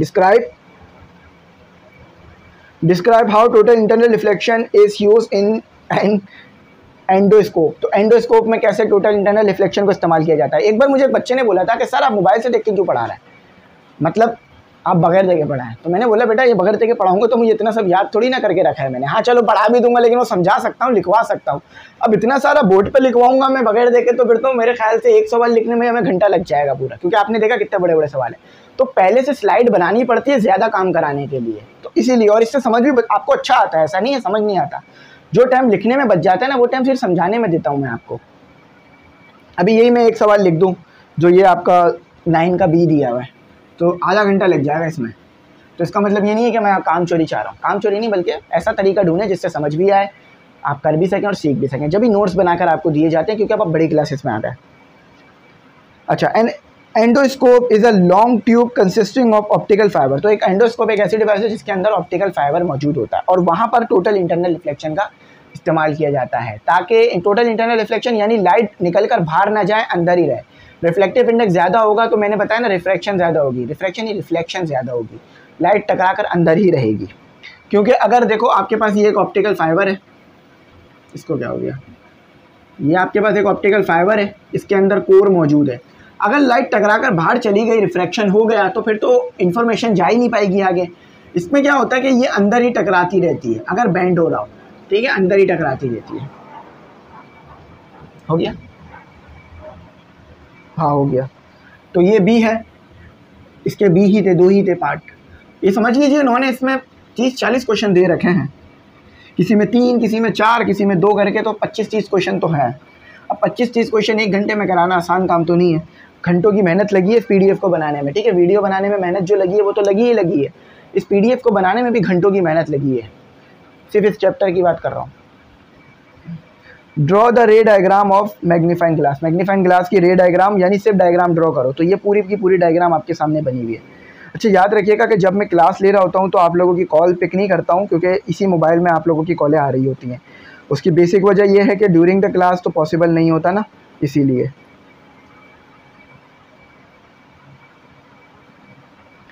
तो टोटल इंटरनल, तो ये मैग्नीफाइंग ग्लास की जो पूरी डायग्राम बनी हुई है ये देख लीजिएगा, मैंने इसको डिफाइन कर दिया था पहले। ऑब्जेक्ट अगर हमने इन्फिनिटी पे रखा हुआ है तो इमेज आपके पास कहाँ बन रही है, F पे बन रही है, यानी फोकस से गुजर रही है लाइट, ठीक है। अच्छा अब आ जाते हैं इसका बी पर। कहते हैं कि how can you use a thin converging lens as a magnifying glass. कैसे इस्तेमाल कर सकते हो एक बड़ा थिन मतलब पतला कन्वर्जिंग लेंस मैग्नीफाइंग ग्लास के तौर पर, जैसा कि सिंपल माइक्रोस्कोप में हो रहा होता है। तो यहाँ पे लिखा हुआ we can use a thin converging lens as a magnifying glass if object is place such that its distance is less than the focal length. तो ऑब्जेक्ट ऐसी जगह पे रखा जाए कि आपके पास जो फोकल लेंथ है वो कम आ रही हो, वो ज़्यादा आ रही हो, फोकल लेंथ आपके पास ज़्यादा आ रही हो और ऑब्जेक्ट डिस्टेंस कम हो, तो आप एक छोटे लेंस को मैग्नीफाइंग ग्लास के तौर पे इस्तेमाल कर सकते हो। यानी आपको पता है कि अगर ऑब्जेक्ट डिस्टेंस कम है और फोकल लेंथ ज़्यादा है तो इमेज तो वर्चुअली बनेगी। मैंने आपको बताया था कि अगर आपके पास फोकल लेंथ और ऑप्टिकल सेंटर के बीच में ऑब्जेक्ट रखा है, यानी ऑब्जेक्ट डिस्टेंस तो कम ही आना है फोकल लेंथ से, तो फिर इमेज वर्चुअल बनेगी, वर्चुअल बनती है तो बड़ी बन जाती है इमेज, ठीक है।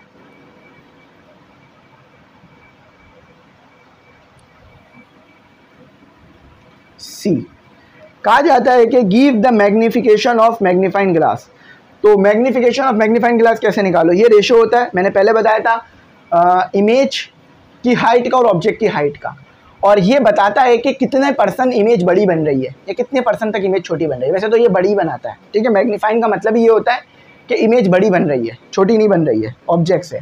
हमारी आँख जो चीज़ देखती है उसकी छोटी इमेज बनाती है, लेकिन लेंसेज की मदद से वो बड़ी इमेज करी जा सकती है। The magnification of magnifying glass is the ratio of the image height. ये बस मैथमेटिकल जो है वो डेफिनेशन है इसकी, जो मैंने बताया ना वो इसकी थ्योरेटिकल डेफिनेशन थी जो कि इसमें लिखी हुई है।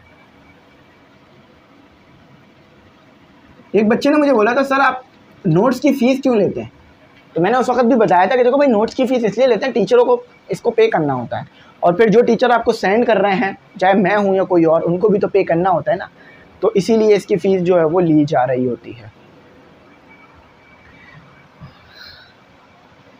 तो यहाँ कहते हैं कि with the help of a रे diagram give the magnifying power of the following optical instrument. तो रे डायग्राम की मदद से मैग्नीफाइंग पावर निकालो इन ऑप्टिकल इंस्ट्रूमेंट की, सिंपल माइक्रोस्कोप या मैग्नीफाइंग ग्लास, कंपाउंड माइक्रोस्कोप जिसमें आप बड़ा आई पीस लेंस इस्तेमाल करते हैं, और रेक्टिफाइंग टेलीस्कोप जिसे आप सिंपल टेलीस्कोप ही कह लो।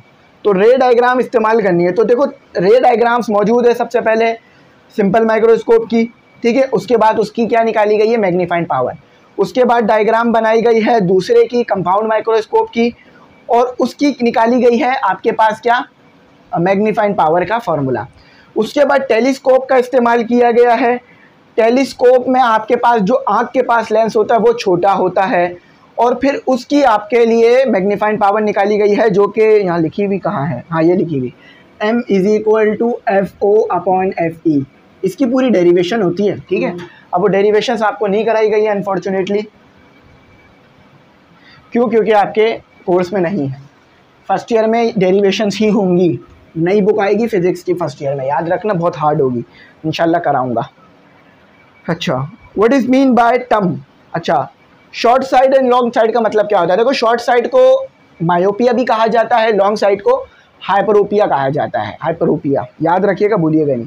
तो शॉर्ट साइड में क्या है, a person with short site can see near by object clearly. तो शॉर्ट साइड है यानी क्लियर, वैसे तो ऐसा होना चाहिए था ना, शॉर्ट साइड है तो करीब का ऑब्जेक्ट नजर ना आए, ऐसा नहीं है। शॉर्ट साइड का मतलब करीब का ऑब्जेक्ट तो सही नजर आ रहा है मगर दूर का ऑब्जेक्ट सही नजर नहीं आ रहा। क्वेश्चन देखो वो जो आपके पास था ना क्वेश्चन 11, वो खुद में ही एक बड़ा क्वेश्चन था, तो इसीलिए उसका पार्ट 1 पार्ट 2 पार्ट 3 रोमन में लिख दिया था, लेकिन इसका जो है वो इस तरह लिखा गया है, ठीक है। तो शॉर्ट साइड में आपको करीब का अच्छा नज़र आता है, दूर का अच्छा नज़र नहीं आता, और इसको अगर करेक्ट करना है ये नहीं लिखना क्योंकि सिर्फ डिफाइन करने के लिए कहा था, अगर इसको जो है वो इसकी टर्म को बताने के लिए कहा था। अगर इसको ठीक करना है तो कनकेव लेंस का इस्तेमाल करो। लॉन्ग साइड है, खुद नहीं ले जाइएगा लेंस और लगा लीजिएगा, डॉक्टर के पास जाए, मैं भी डॉक्टर के पास जाता हूँ ताकि मुझे पता भी है। हाँ लेकिन जब मैं डॉक्टर को ये तमाम चीज़ें बताता हूँ ना कि मुझे ये हाइपरोपिया है, मायोपिया, तो वो समझते हैं कि मैं शायद मेडिकल पढ़ रहा हूँ, अच्छा महसूस करते हैं डॉक्टर कि हाँ भाई जो मेरे पास पेशेंट है उसको खुद भी चीज़ें पता है, लेकिन मैं खुद अभी डॉक्टर नहीं हूँ, एक साइंस का स्टूडेंट हूँ सिर्फ, ठीक है। लेकिन पता होनी चाहिए चीज़ें ताकि अगर फर्स्ट एड देनी पड़ जाए तो पता हो।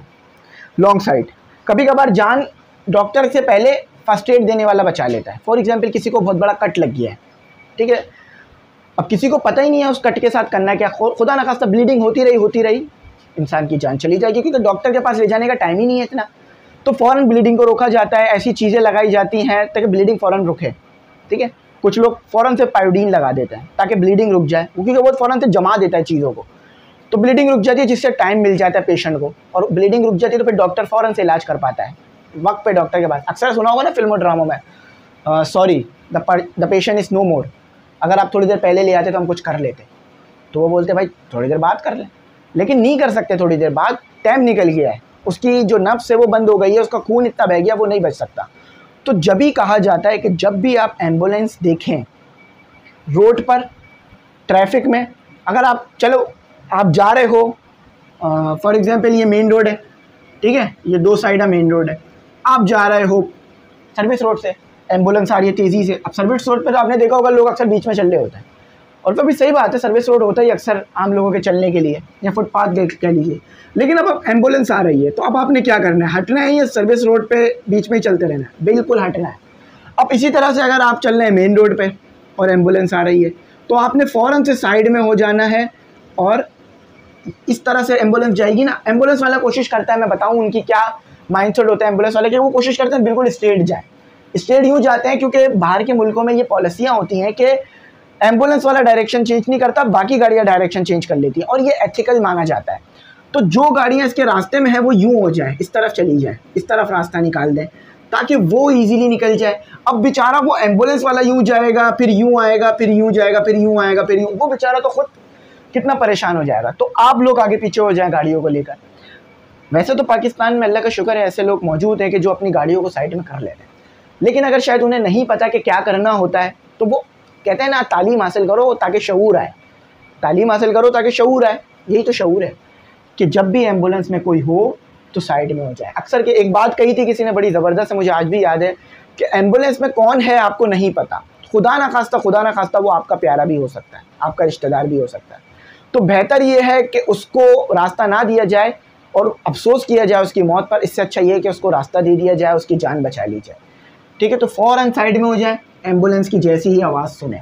अक्सर मैंने ये भी देखा है कि लोग जो है ना वो साइड में होने के बजाय एम्बुलेंस के साथ चलना शुरू कर देते हैं आगे, तो जिससे एम्बुलेंस को मुश्किल होती है। नहीं, साइड में हो जाए, एम्बुलेंस को जाने दें, ठीक है। कोशिश ना करें एम्बुलेंस को रोकने की, बिल्कुल साइड में हो जाए, उसको जाने दें, ताकि यहाँ सायरन लगा देते हैं ताकि थोड़ी एम्बुलेंस वाली फील आए, टू टू करती है ना, तो बस।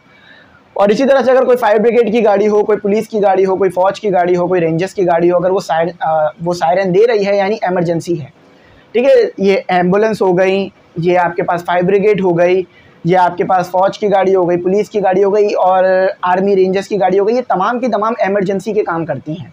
तो जब भी सायरन सुने साइड में हो जाए, क्योंकि इन्हें लोगों की जानें बचानी होती हैं, लोगों की चीज़ें सेव करनी होती है, क्रिमिनल्स को पकड़ना होता है। तो आप साइड में हो जाएं ताकि खुदा ना खास्ता किसी की जान ना जाए, किसी का नुकसान ना हो पाए आपकी वजह से। बस आपका साइड में हो जाना, जल्दी ही वो अपनी मंजिलों पे पहुंचेंगे और जो भी काम उनको करना है वो कर लेंगे। तो याद रखिएगा, मैं भी जब भी रोड पे जाता हूँ अक्सर इत्तेफाक होता है, या तो पुलिस की गाड़ी हो, या तो रेंजर्स की गाड़ी हो, या तो एम्बुलेंस हो, आ रही होती है पीछे से तेज़ी में, फायर ब्रिगेड भी होती है, अक्सर एम्बुलेंस को ज़्यादातर होता है। तो क्योंकि लोग पता है आपको बीमार होते हैं या तबीयत ख़राब होती है, तो फिर मैं फ़ौरन क्या करता हूँ, बाइक पर होता हूँ या गाड़ी में होता हूँ तो फ़ौरन साइड में हो जाता हूँ। हाँ, अगर मुझे गाड़ी बराबर में रोकनी भी क्यों ना पड़े, मैं रोक लेता हूँ, क्योंकि जाने देता हूँ, क्योंकि मुझे पता है भाई किसी की ज़िंदगी ख़तरे में ना चली जाए, ठीक है। समझा दिया है, बात याद रखिएगा, भूलिएगा मत। अब टॉपिक क्या था वो मैं ये भूल गया, हाँ ये रहा। ये टॉपिक निकला कैसे था मुझे ये याद नहीं है, लेकिन बात समझा दी है। अच्छा भाई, अब आ जाओ लॉन्ग साइड में, शॉर्ट साइड में समझ में आ गई होगी। आज डॉक्टर से निकला था ये टॉपिक कि भाई डॉक्टर का क्या काम होता है, तो फिर मैंने उसमें बताया आपको एम्बुलेंस के बारे में, ठीक है। इंशाल्लाह इस पर डिटेल वीडियो भी बनाऊंगा। हाउ कैन दीज, अगर आप लोग ऐसा करेंगे ना तो मुझे सवाब मिलेगा कि आप लोगों ने किसी के लिए कुछ भलाई की। How can these defect be corrected. अब पहले तो बता दिया लॉन्ग साइडनेस क्या है, शॉर्ट साइडनेस क्या है। अब ये भी तो बताएं कि मसला हल कैसे हो सकता है। अब आपको पता है मसला क्या है, आपको पता है हाथ में दर्द हो रहा है, तो अब ये तो नहीं है बस हाथ में दर्द हो रहा है पता चल गया ठीक है भाई, अब उस हाथ के दर्द को ख़त्म करने के लिए कोई दवाई भी लेनी पड़ेगी, कुछ डॉक्टर को दिखाना पड़ेगा ना। तो अब इसी तरह से आपको पता है आपको शॉर्ट साइडनेस है, अब मुझे पता है मुझे शॉर्ट साइडनेस है, करीब का नज़र आता है दूर का नहीं, तो अब मैं क्या चश्मा लगाए बगैर काम करूँगा तो कर पाऊँगा नहीं। तो उसका मसला कैसे हल करूँगा, उसका मसला ऐसे हल करूँगा कि मैं कॉन्केव लेंस इस्तेमाल करूँगा अपनी चश्मे के अंदर। मुझे तो लगता है ये कन्वेक्स लेंस है, लेकिन ये कॉन्केव लेंस है क्योंकि आगे से तो निकला हुआ, पीछे से मेरे आँख की तरफ से या अंदर की तरफ है। तो by placing a concave lens of correct appropriate focal power in front of the eye, तो सही, यानी सिर्फ कॉन्केव लेंस से मसला हल नहीं होगा, सही पावर का भी होना चाहिए वो, कि आपको कितनी पावर चाहिए, ठीक है, उसका भी बड़ा डिफाइंड होता है। अच्छा, correction of the long sightedness, convex lens का इस्तेमाल कर लो। हो गया ना, बस आखिरी है, अब इसके बाद मैं पीऊँगा पानी क्योंकि मेरे को बहुत ज़बरदस्त लग रही है प्यास, मेरा गला बड़ा खुश्क हो गया है। Why is the normal eye not able to see the object but closer than 25 centimetre. तो अगर आप किसी चीज़ को 25 सेंटीमीटर से करीब ले जाएं, आप देखो फॉर एग्जांपल ये मोबाइल है, मुझे बहुत अच्छा नज़र आ रहा है, अभी इसके और मेरे दरमियान का जो डिस्टेंस है वो 25 सेंटीमीटर से ज़्यादा है। मैं कह रहा हूँ यार मुझे थोड़ा सा धुंधला है, मैं थोड़ा और करीब ले आया और अच्छा नज़र आ रहा है, अब और करीब ले आया, अब कुछ भी नज़र नहीं आ रहा, धुंधला है, 25 बियॉन्ड, बिकॉज कुछ नज़र नहीं आ रहा। क्यों? क्योंकि मेरा एक एंगल का वो है लीस्ट डिस्टेंस ऑफ डिस्टिंग्विशन है। हाँ, अगर मैं चश्मा डाल दूँ तो मुझे शायद और करीब से नहीं, बल्कि दूर से भी नज़र नहीं आ रहा। तो मेरी वैसे आंखें ख़राब हैं, तो अगर मुझे देखना है तो 25 सेंटीमीटर से तो दूर रखना ही पड़ेगा चीज़ को। अगर मैं 25 सेंटीमीटर पे चश्मा लगा के कोई चीज़ रखता हूँ, क्योंकि जब मैं चश्मा लगा लेता हूँ तो अब मेरी आंखें नॉर्मल काम कर रही हैं, ठीक है, नॉर्मल आम लोगों जैसी। अल्लाह का शुक्र है भाई, जैसी भी आंखें हैं अल्लाह ताला की एक नेमत है और मैं हमेशा अल्लाह ताला का शुक्र अदा करता हूँ। अगर आपका चश्मा लगा हुआ है तो ये नहीं कि भाई चश्मा लगाने से लुक ख़राब हो जाता है, कोई बात नहीं। जो सोच रहे हैं लुक ख़राब हो रहा है, अक्सर लोग टून मारते हैं भाई चश्मा लगा हुआ है, चश्मिश, तो कोई बात नहीं, उनकी सोच जो है वो, उनकी आप सोच को भी चश्मा लगाना चाहिए कि ताकि उनको ये बात समझ में आए कि ये भाई अगर किसी की आंखें ख़राब है, किसी को कोई बीमारी है तो उसका मजाक नहीं उड़ाना चाहिए। खुदा ना खास्ता ये बीमारी आपको पहुंच जाए किसी भी तरह से, क्योंकि ये आंखें ख़राब होना कोई ऐसी बीमारी नहीं है जो बचपन से ही हो। अगर कोई खुदा ना खास्ता सर पे गहरी चोट लग जाए, आंख पे गहरी चोट लग जाए, तो एक नॉर्मल ह्यूमन की भी आंख ख़राब हो सकती है। तो अगर कोई स्टूडेंट आप में से ये करता है, मेरी बात याद रखिएगा, अगर कोई स्टूडेंट आप में से ये करता है कि टीचर को या स्टूडेंट को चश्मिश या इस तरह का कह के पुकारता है, वैसे अब तो नहीं करते लोग, लेकिन फिर भी अगर कोई करता है तो ना करें, किसी की बीमारी का हरगिज़ मजाक ना बनाएं। मैं सिर्फ इसलिए नहीं कह रहा हूँ कि मेरे चश्मा लगा हुआ है, आप ना करें। वैसे अल्लाह का शुक्र है मैंने आज तक अपने कमेंट सेक्शन में कभी ये नहीं देखा चश्मिश लिखा हुआ, ठीक है, तो अल्लाह का शुक्र है बड़ा, अल्लाह ताला ने इज़्ज़त दी और आप लोग इज़्ज़त करते हैं, जो बात है। तो आप लोग भी इस चीज़ का जो है वो ध्यान रखें, कभी किसी का मजाक ना उड़ाएं। छोटे छोटे बच्चे कर रहे होते हैं, आप उन्हें समझाएं, मारे नहीं समझाएं, ठीक है। तो आगे पीछे निकलना है बहुत ज़्यादा, आखिरी सवालों में टॉपिक पे ही रहेंगे। तो याद रखना कि 25 सेंटीमीटर से अगर करीब चीज़ रखोगे ना तो नज़र नहीं आनी, बिल्कुल एक्सपेरिमेंट करके देख लो, ज़्यादा देर तक नहीं करना, सर में दर्द हो जाएगा, मुझे नज़र नहीं आ रही ना आपको आएगी। हाँ 25 सेंटीमीटर से दूर रख के नज़र आ रही है, तो लीस्ट डिस्टेंस ऑफ डिस्टिंग्विशन कहलाता है ये, जिसके अंदर आपको चीज़ें नज़र नहीं आती हैं, ठीक है। तो ये पूरा यही लिखा हुआ है, a normal eye is not able to see object closer then, closer यानी 25 सेंटीमीटर से अंदर रख दी, 25 सेंटीमीटर पर रखोगे तो भी नज़र आएगी, लेकिन इसके अंदर आओगे तो नज़र नहीं आएगी। जैसे कि 24 सेंटीमीटर पर कोई चीज़ रख दूँ मैं आपकी आँख के और बोलूँ मुझे बताओ क्या है वो, कोई चीज़ लिखी हुई हो तो आप नहीं बता सकोगे। फॉर एग्जांपल मैंने ये लिख दिया अली और आँख को 25 सेंटीमीटर से अंदर ले गया तो नज़र नहीं आ रहा है, ठीक है, प्रैक्टिकल करके भी दिखा रहा हूँ। तो यही चीज़ यहाँ लिखी हुई है, देख लेना। चलो अब आ जाओ न्यूमेरिकल करते हैं, आसान है, मुश्किल नहीं है, लेकिन लॉजिकल बहुत है। अब वो सिस्टम नहीं है कि भाई v is equal to S upon T, S हमारे पास ये है, टी हमारे पास है, वेलोसिटी आ गई, ख़त्म ये चीज़। अब ये चीज़ थी सन 2021 से पहले। अब आ गए हो आप न्यू कोर्स के अंदर, न्यू सेशंस के अंदर। अब आपने ये भी बताना है कि इमेज अगर वर्चुअल बनी है तो क्यों बनी, रियल बनी है तो क्यों बनी, फोकल लेंथ क्या है, कनकेव लेंस क्या है, सब बताना है। तो चलो इसको भी पढ़ते हैं। थोड़ा सा मैं गैप लेता हूँ, 5-10 मिनट का पानी पीता हूँ, उसके बाद आपको इसके न्यूमेरिकल शुरू कराता हूँ, ठीक है। तो इस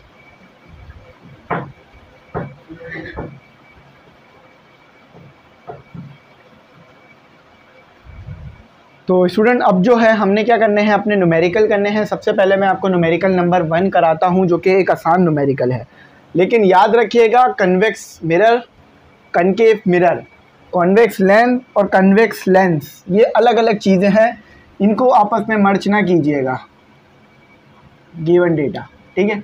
और यहाँ लिख लेंगे टू फाइंड, क्या करना, हमेशा ऐसे ही लिखा करें। और ये है आपके पास न्यूमेरिकल 1 N1 लिख रहा हूँ मैं, ठीक है, नज़र आ रहा होगा।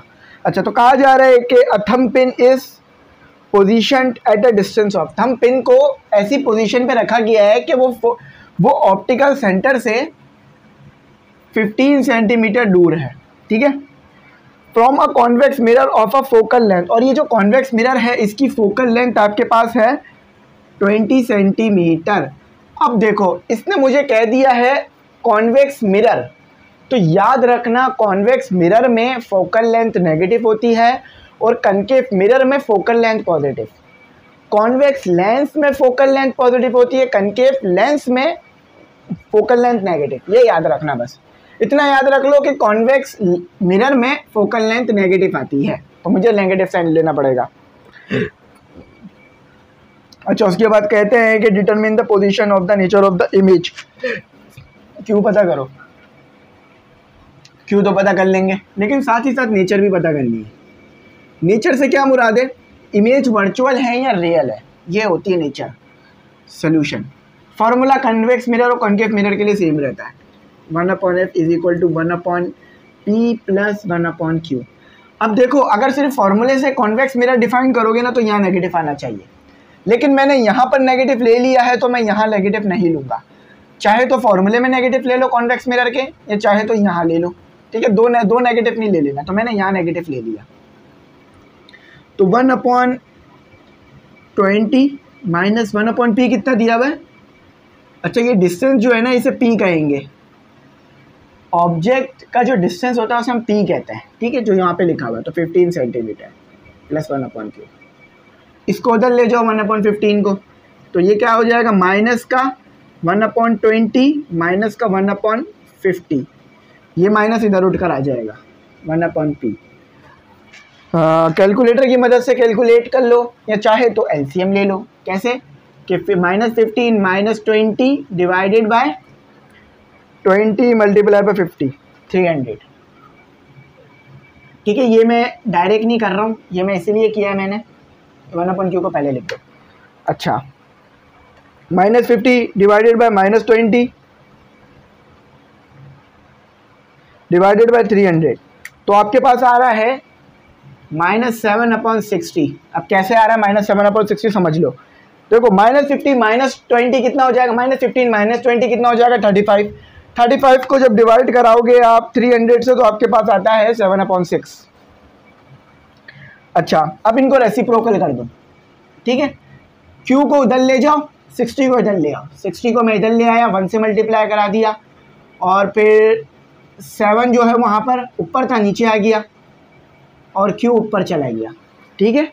क्या किया मैंने, देखो दो तरीके से कर सकते हो। ये लिखा हुआ ना 1/Q is equal to -7/60, reciprocal कर दो तो ये Q क्या होगा, ऊपर चला जाएगा, 1 नीचे आ जाएगा, 60 ऊपर चला जाएगा, -7 हो जाएगा, ठीक है, और ये 1 खत्म हो जाएगा, ठीक है। ये तरीका होता है। या फिर अगर इसको ऐसे समझना चाहो तो ऐसे समझ लो कि 60 उधर जा रहा है, 1 के साथ मल्टीप्लाई हो रहा है, और 7 के साथ Q मल्टीप्लाई हो रहा है। अब 7 यहाँ क्या हो रहा है, मल्टीप्लाई नीचे आके डिवाइड हो जाएगा, तो Q is equal to 60 divided by -7। दोनों तरीके से एक ही चीज़ रहेगी, ठीक है। -7 है तो माइनस इधर रख लो, ठीक है। तो ये तरीका याद रखना। तो Q लिख लो, Q आपका आंसर आ जाएगा 60 डिवाइडेड बाई 7, तो -8.7 -8.75 7 सॉरी 57 है 57। अच्छा अब इसके साथ आया है माइनस, तो माइनस बता रहा है कि इमेज क्या है, इमेज इज वर्चुअल, ठीक है, वर्चुअल है, माइनस बता रहा है। अब माइनस यहाँ लिखने की ज़रूरत नहीं है क्योंकि मैंने बता दिया इमेज वर्चुअल है। तो माइनस आ रहा है तो इमेज वर्चुअल है, प्लस आ रहा है तो इमेज रियल है। ये आपके पास था न्यूमेरिकल 1। अब न्यूमेरिकल 2 करते हैं, ठीक है, समझा दिया उसको मैंने डिटेल में।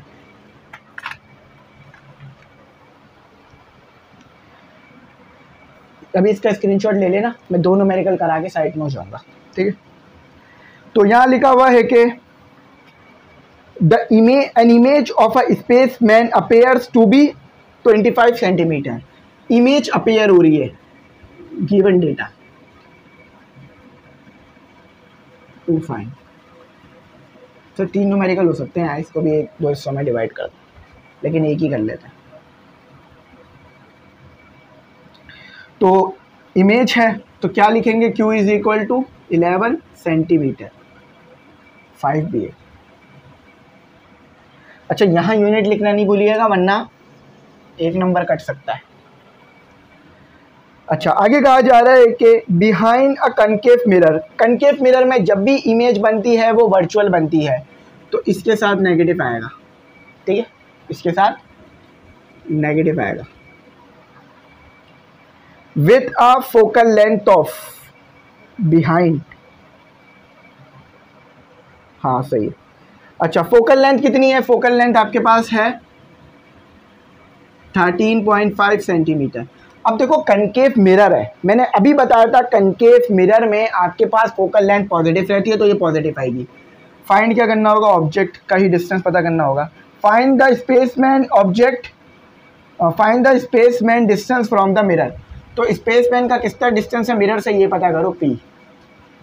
तो यहाँ सोल्यूशन लिख लो, 1/f equal to 1/p plus 1/q, ठीक है, लेंथ फॉर्मूला।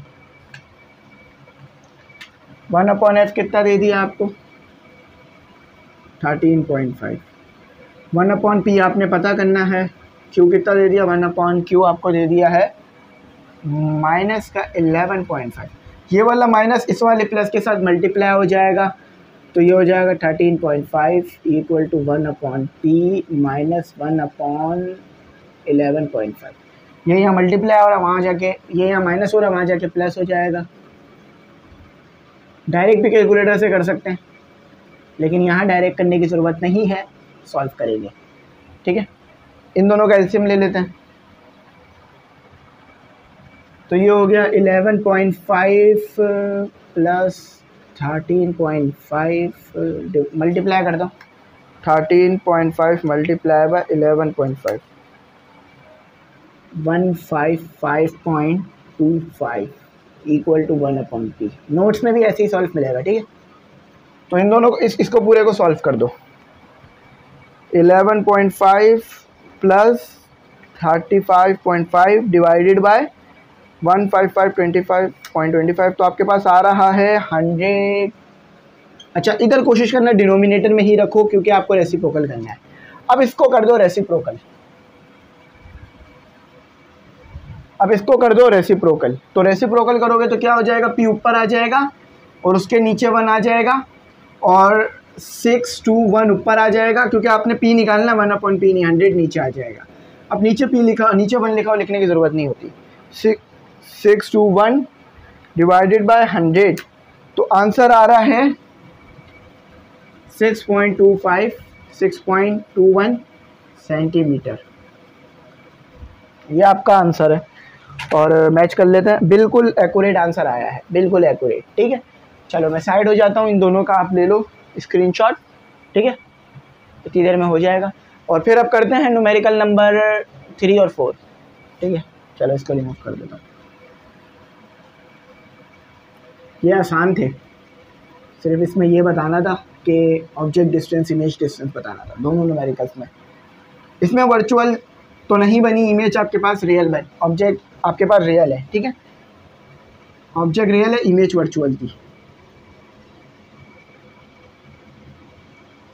अगर फोकल लेंथ आपके पास बड़ी आ रही है और ऑब्जेक्ट डिस्टेंस छोटा आ रहा है तो वैसे ही समझ जाया करो कि इमेज वर्चुअल बनेगी।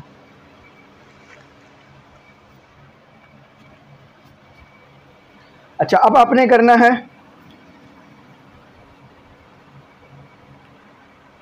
अब आपने करना है तीसरा न्यूमेरिकल। उसमें देखते हैं क्या कहा जा रहा है। न्यूमेरिकल 3, फिर इसका काम करना बंद कर दिया। अच्छा, कहते हैं कि अ convex mirror use for rear view on a automobile. तो कन्वेक्स मिरर इस्तेमाल किया जाता है रेयर व्यू के लिए, यानी साइड व्यूज़ के लिए, ताकि पीछे जो गाड़ी आ रही है उन्हें देखा जा सके। ठीक है, ऑटोमोबाइल यानी गाड़ियों में, ऑटोमोबाइल का मतलब समझते हैं मोबाइल के अंदर। Has a radius of curvature, तो रेडियस ऑफ कर्वेचर कितना है इसका, आर कह लो। रेडियस ऑफ कर्वेचर है आपके पास 4.00 metre. It has it if bus is located at, और बस जो है वो मौजूद है 5 सेंटीमीटर पे फ्रॉम इट्स मिरर, यानी ये आपको दिया हुआ है ऑब्जेक्ट डिस्टेंस 5 सेंटीमीटर, 5 मीटर है, सॉरी सेंटीमीटर नहीं metre. Find the image position nature and size. तो आपने क्या करना है, टू फाइंड, यहाँ लिख लेते हैं गिवन डेटा। आपने क्या करना है, आपने जो है वो टू फाइंड में आपने जो है वो इमेज का डिस्टेंस पता करना है, नेचर क्या है ये पता करना है। ठीक है, इतना सारा काम आपने पता करना है। अच्छा, find the image position and size, position भी पता करनी है और साइज भी पता करना है। तो चलें इस न्यूमेरिकल को जो है हम सॉल्व करें। तो देखिए स्टूडेंट, इसको सी ना लिखें, इसको आर ना लिखें, सी लिख लें। अब सी क्यों लिखवा रहा हूँ अभी पता चल जाएगा। अच्छा, अब सोल्यूशन की हेडिंग डालना है। ठीक है, तो यहाँ सोल्यूशन की हेडिंग डालना है। अब आपको यहाँ पर ये चीज़ याद रखनी है कि फोकल लेंथ निकालनी है। फोकल लेंथ आपके पास है नहीं, तो फोकल लेंथ कैसे निकालेंगे, C = 2f, यानी जितनी आपके पास फोकल लेंथ होगी ना, आपके पास कर्वेचर उसका डबल होगा। यानी अगर आपके पास फोकल लेंथ 2 आ रही है तो कर्वेचर कितना आएगा, 4। ठीक है, तो इसीलिए आपको कर्वेचर कितना दे दिया इन्होंने, 4, और 2 डिवाइड हो जाएगा, तो आपके पास फोकल लेंथ कितनी आ गई, 2 सेंटीमीटर। ठीक है, अच्छा अब आपने निकालना है Q। तो फॉर्मूला क्या है, 1/f = 1/p + 1/q।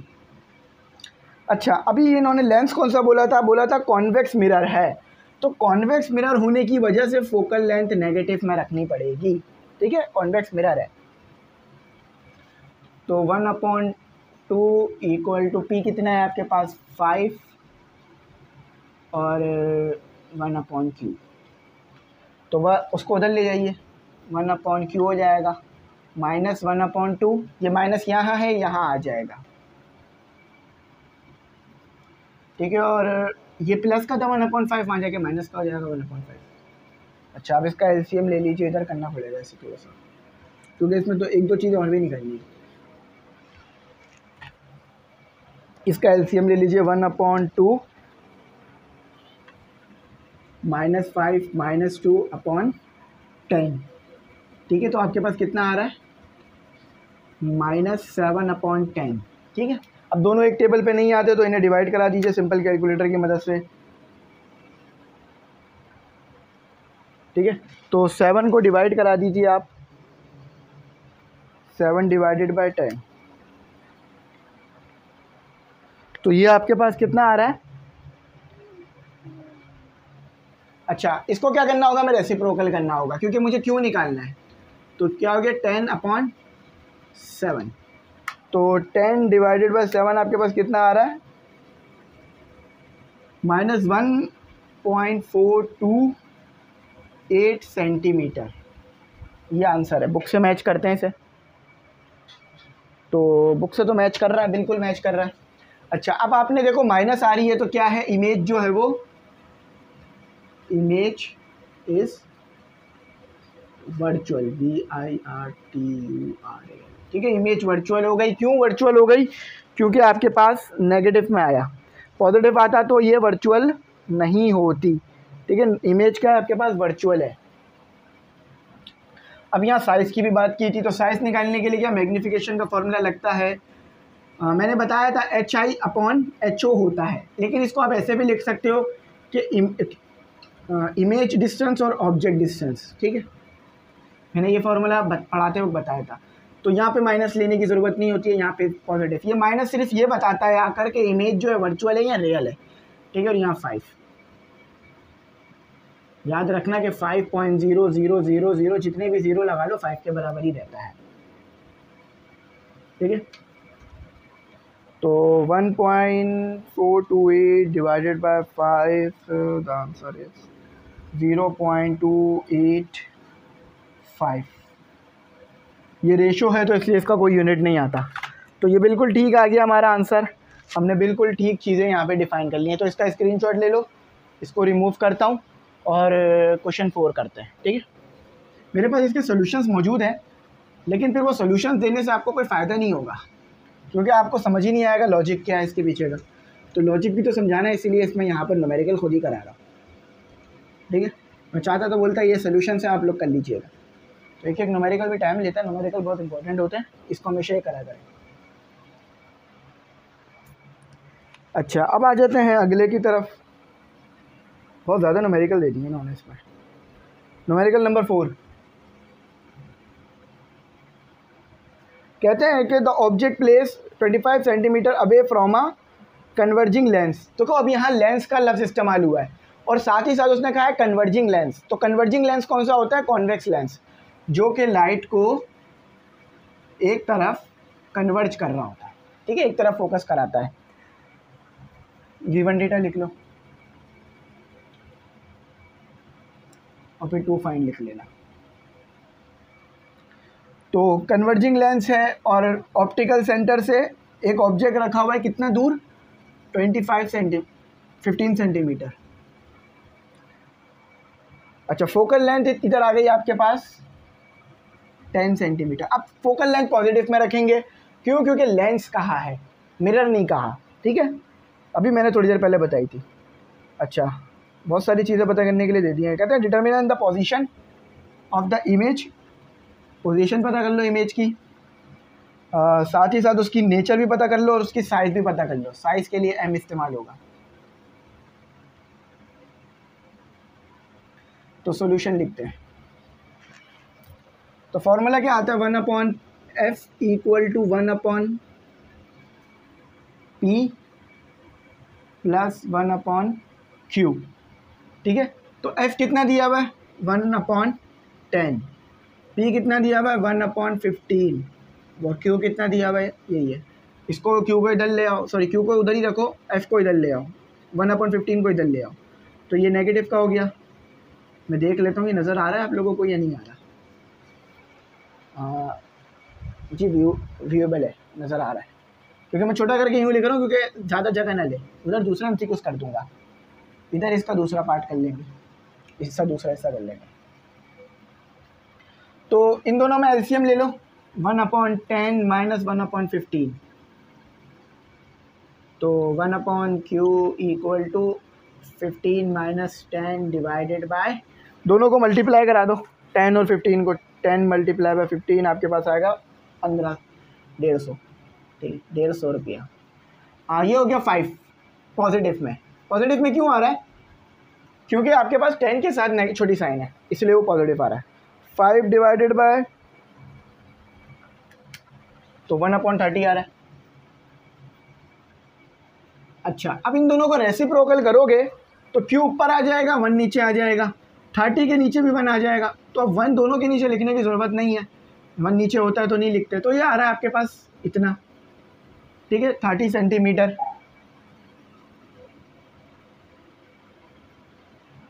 इसका जवाब भी देख लेते हैं, ठीक है। तो ये कह रहे हैं कि आपका आना चाहिए था 2 सेंटीमीटर, जबकि हमारा तो 30 सेंटीमीटर आया। 2 सेंटीमीटर तो नहीं आ सकता, तो इसको मैं वेरीफाई कर लेता हूँ। तो इसका आंसर आपके पास 30 सेंटीमीटर ही आ रहा है, बिल्कुल सही है। लेकिन वो आपको मैग्नीफिकेशन दी हुई उन्होंने, जो यहाँ पर आंसर में है ना, वो मैग्नीफिकेशन, अभी मैं बताता हूँ कैसे, ठीक है। तो और ऊपर से मसला ये है कि उसके साथ इन्होंने यूनिट भी लगा दिया है, तो यूनिट नहीं आएगा उसके साथ। ये जो इन्होंने इसके साथ यूनिट लगाया ना, ये यूनिट नहीं आना चाहिए था 2 सेंटीमीटर का। चलो इसको भी पूरा करते हैं, ठीक है। तो ये आ गया। इमेज क्या है? Image is real. रियल क्यों है? क्योंकि उसके साथ नेगेटिव साइन नहीं आ रही। अब पता करो आप m, तो Q/P, Q कितना दिया हुआ है? अभी मैंने निकाला 30, और P कितना दिया हुआ था? 15। ये 1 पर आता है 15 की टेबल में, ये 2 पर आता है, तो कितना आ रहा है? 2। अब इसके साथ यूनिट नहीं आ सकता, क्योंकि ये भी सेंटीमीटर, ये भी सेंटीमीटर, एक दूसरे का यूनिट भी कैंसिल होगा। तो ये 2 सही आंसर आ रहा है, लेकिन यूनिट नहीं लगाएगा इसका कोई, ठीक है, यूनिट नहीं आएगा। तो ये दूसरा हो गया हमारा। अब आखिरी सेकंड लास्ट है वैल्यू।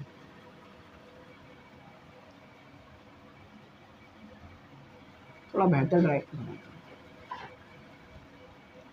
अच्छा, कहा जाता है आपको, लगता सारे इन्होंने कनकेव लेंस कॉन्वेक्स लेंस के ही दे दिए। गिवन डेटा,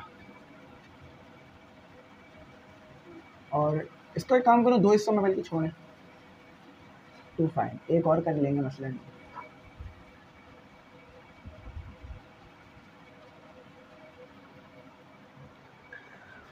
पाँव में दर्द हो गया खड़े खड़े मेरे। A concave lens of focal length, focal length कितनी है? 20 सेंटीमीटर की। जब भी मैं मैथ के जो लेक्चर्स है ना, वो बैठ के बनाता हूँ, क्योंकि उसमें तो और घंटे लगते हैं मुझे।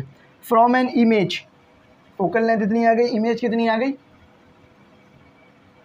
15 centimetre. From the lens, determine the power of the lens. Power पता करो, पावर का तो आसान है, वो तो हो जाएगी पता। Also how far is the object position from the lens. देखो, पावर के लिए कैपिटल P लिख रहा हूँ और ऑब्जेक्ट के लिए स्मॉल p लिख रहा हूँ, क्योंकि दोनों के लिए p ही सिंबल इस्तेमाल किया जाता है। मिरर कौन सा था? कॉनकेव। लेंस कौन सा था? कॉनकेव। तो ये मैंने अभी बताया था, कॉनकेव लेंस में फोकल लेंथ नेगेटिव होती है। चाहे तो यहाँ पर नेगेटिव रख लो फोकल लेंथ को, ठीक है, या चाहे तो फॉर्मूले में रख लेना। मैं यहाँ पे रख के बता देता हूँ ताकि आपको याद रहे। तो 1/f equal to 1/p plus 1/q। अच्छा, इमेज वर्चुअल है या रियल, ये भी देखनी पड़ेगी। Concave lens of focal length 20 centimetre from an image, तो इमेज जो है मैं पॉजिटिव ही लूँगा। क्यों? क्योंकि उन्होंने जो है वो कहा हुआ नहीं है कि इमेज आपके पास वर्चुअल है या नहीं है। अच्छा, यहाँ पर इमेज भी मैं क्या करूँगा? वर्चुअल कंसीडर करूँगा। इमेज भी मैं वर्चुअल कंसीडर करूँगा, ठीक है, क्योंकि कॉनकेव लेंस में जो इमेज बनती है ना, वो भी वर्चुअल आती है, ठीक है। इमेज भी वर्चुअल, चाहे तो यहाँ नेगेटिव ले लो या चाहे तो यहाँ नेगेटिव ले लो, ठीक है। तो याद रखना, कॉनकेव लेंस में फोकल लेंथ भी नेगेटिव, इमेज भी नेगेटिव होती है, क्योंकि वो सेम साइड पे बन जाती है। अच्छा, आज जवाब करते हैं। फोकल लेंथ कितना है? अगर इसको वैसे लिखना चाहो ना, लेंस के फॉर्मूले में कनकेव लेंस के, तो ऐसे लिखा जाएगा, लेकिन अभी मैंने नेगेटिव ऊपर लगा दिए हैं तो यहाँ पर नहीं लिख रहा हूँ मैं। -20 इक्वल टू P तो निकालना है, प्लस माइनस, ठीक है, -15। ये यहाँ और है माइनस, वहाँ जाके हो जाएंगे प्लस, ये यहाँ और है प्लस, वहाँ जाके हो जाएंगे माइनस। तो 20 माइनस, ये माइनस कौन सा है जो ये प्लस वहाँ जाके हुआ इक्वल टू पे, और ये माइनस कौन सा है जो कि पहले से मौजूद था।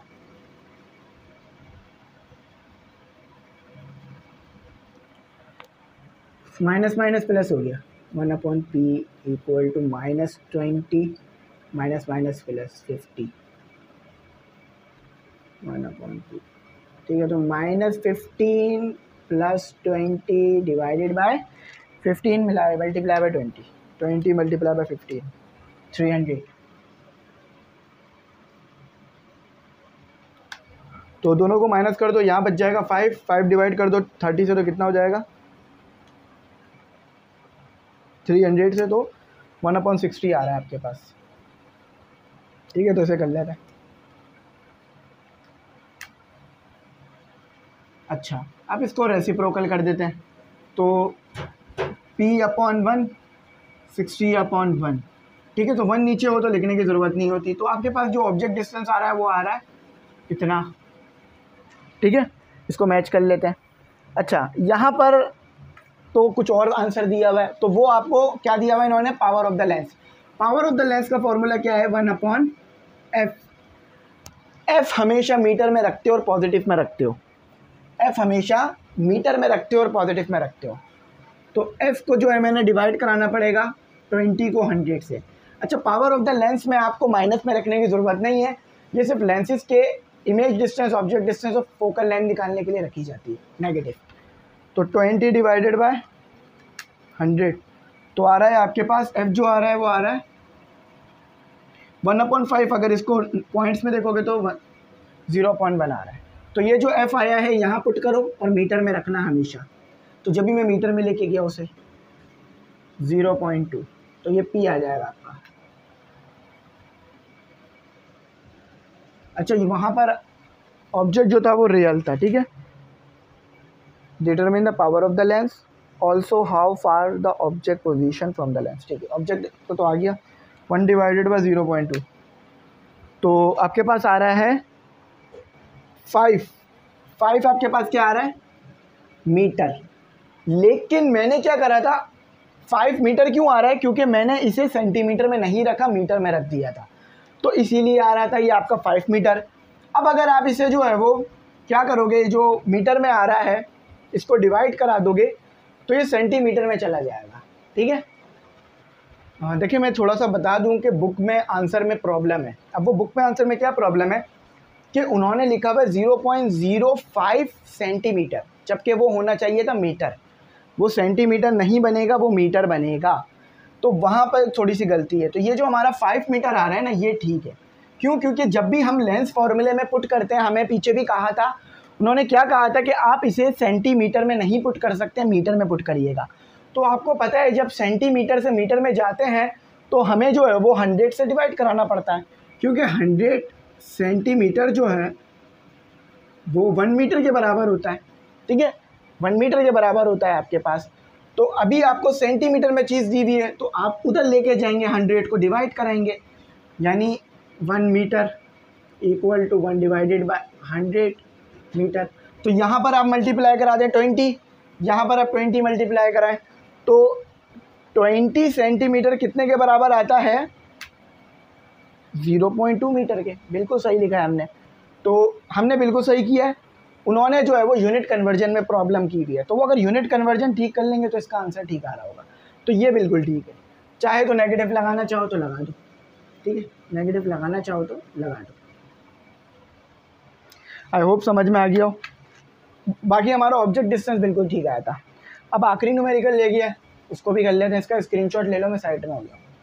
ठीक है, इसको कंफर्म भी कर सकते हैं आप चाहें तो सॉल्व करके।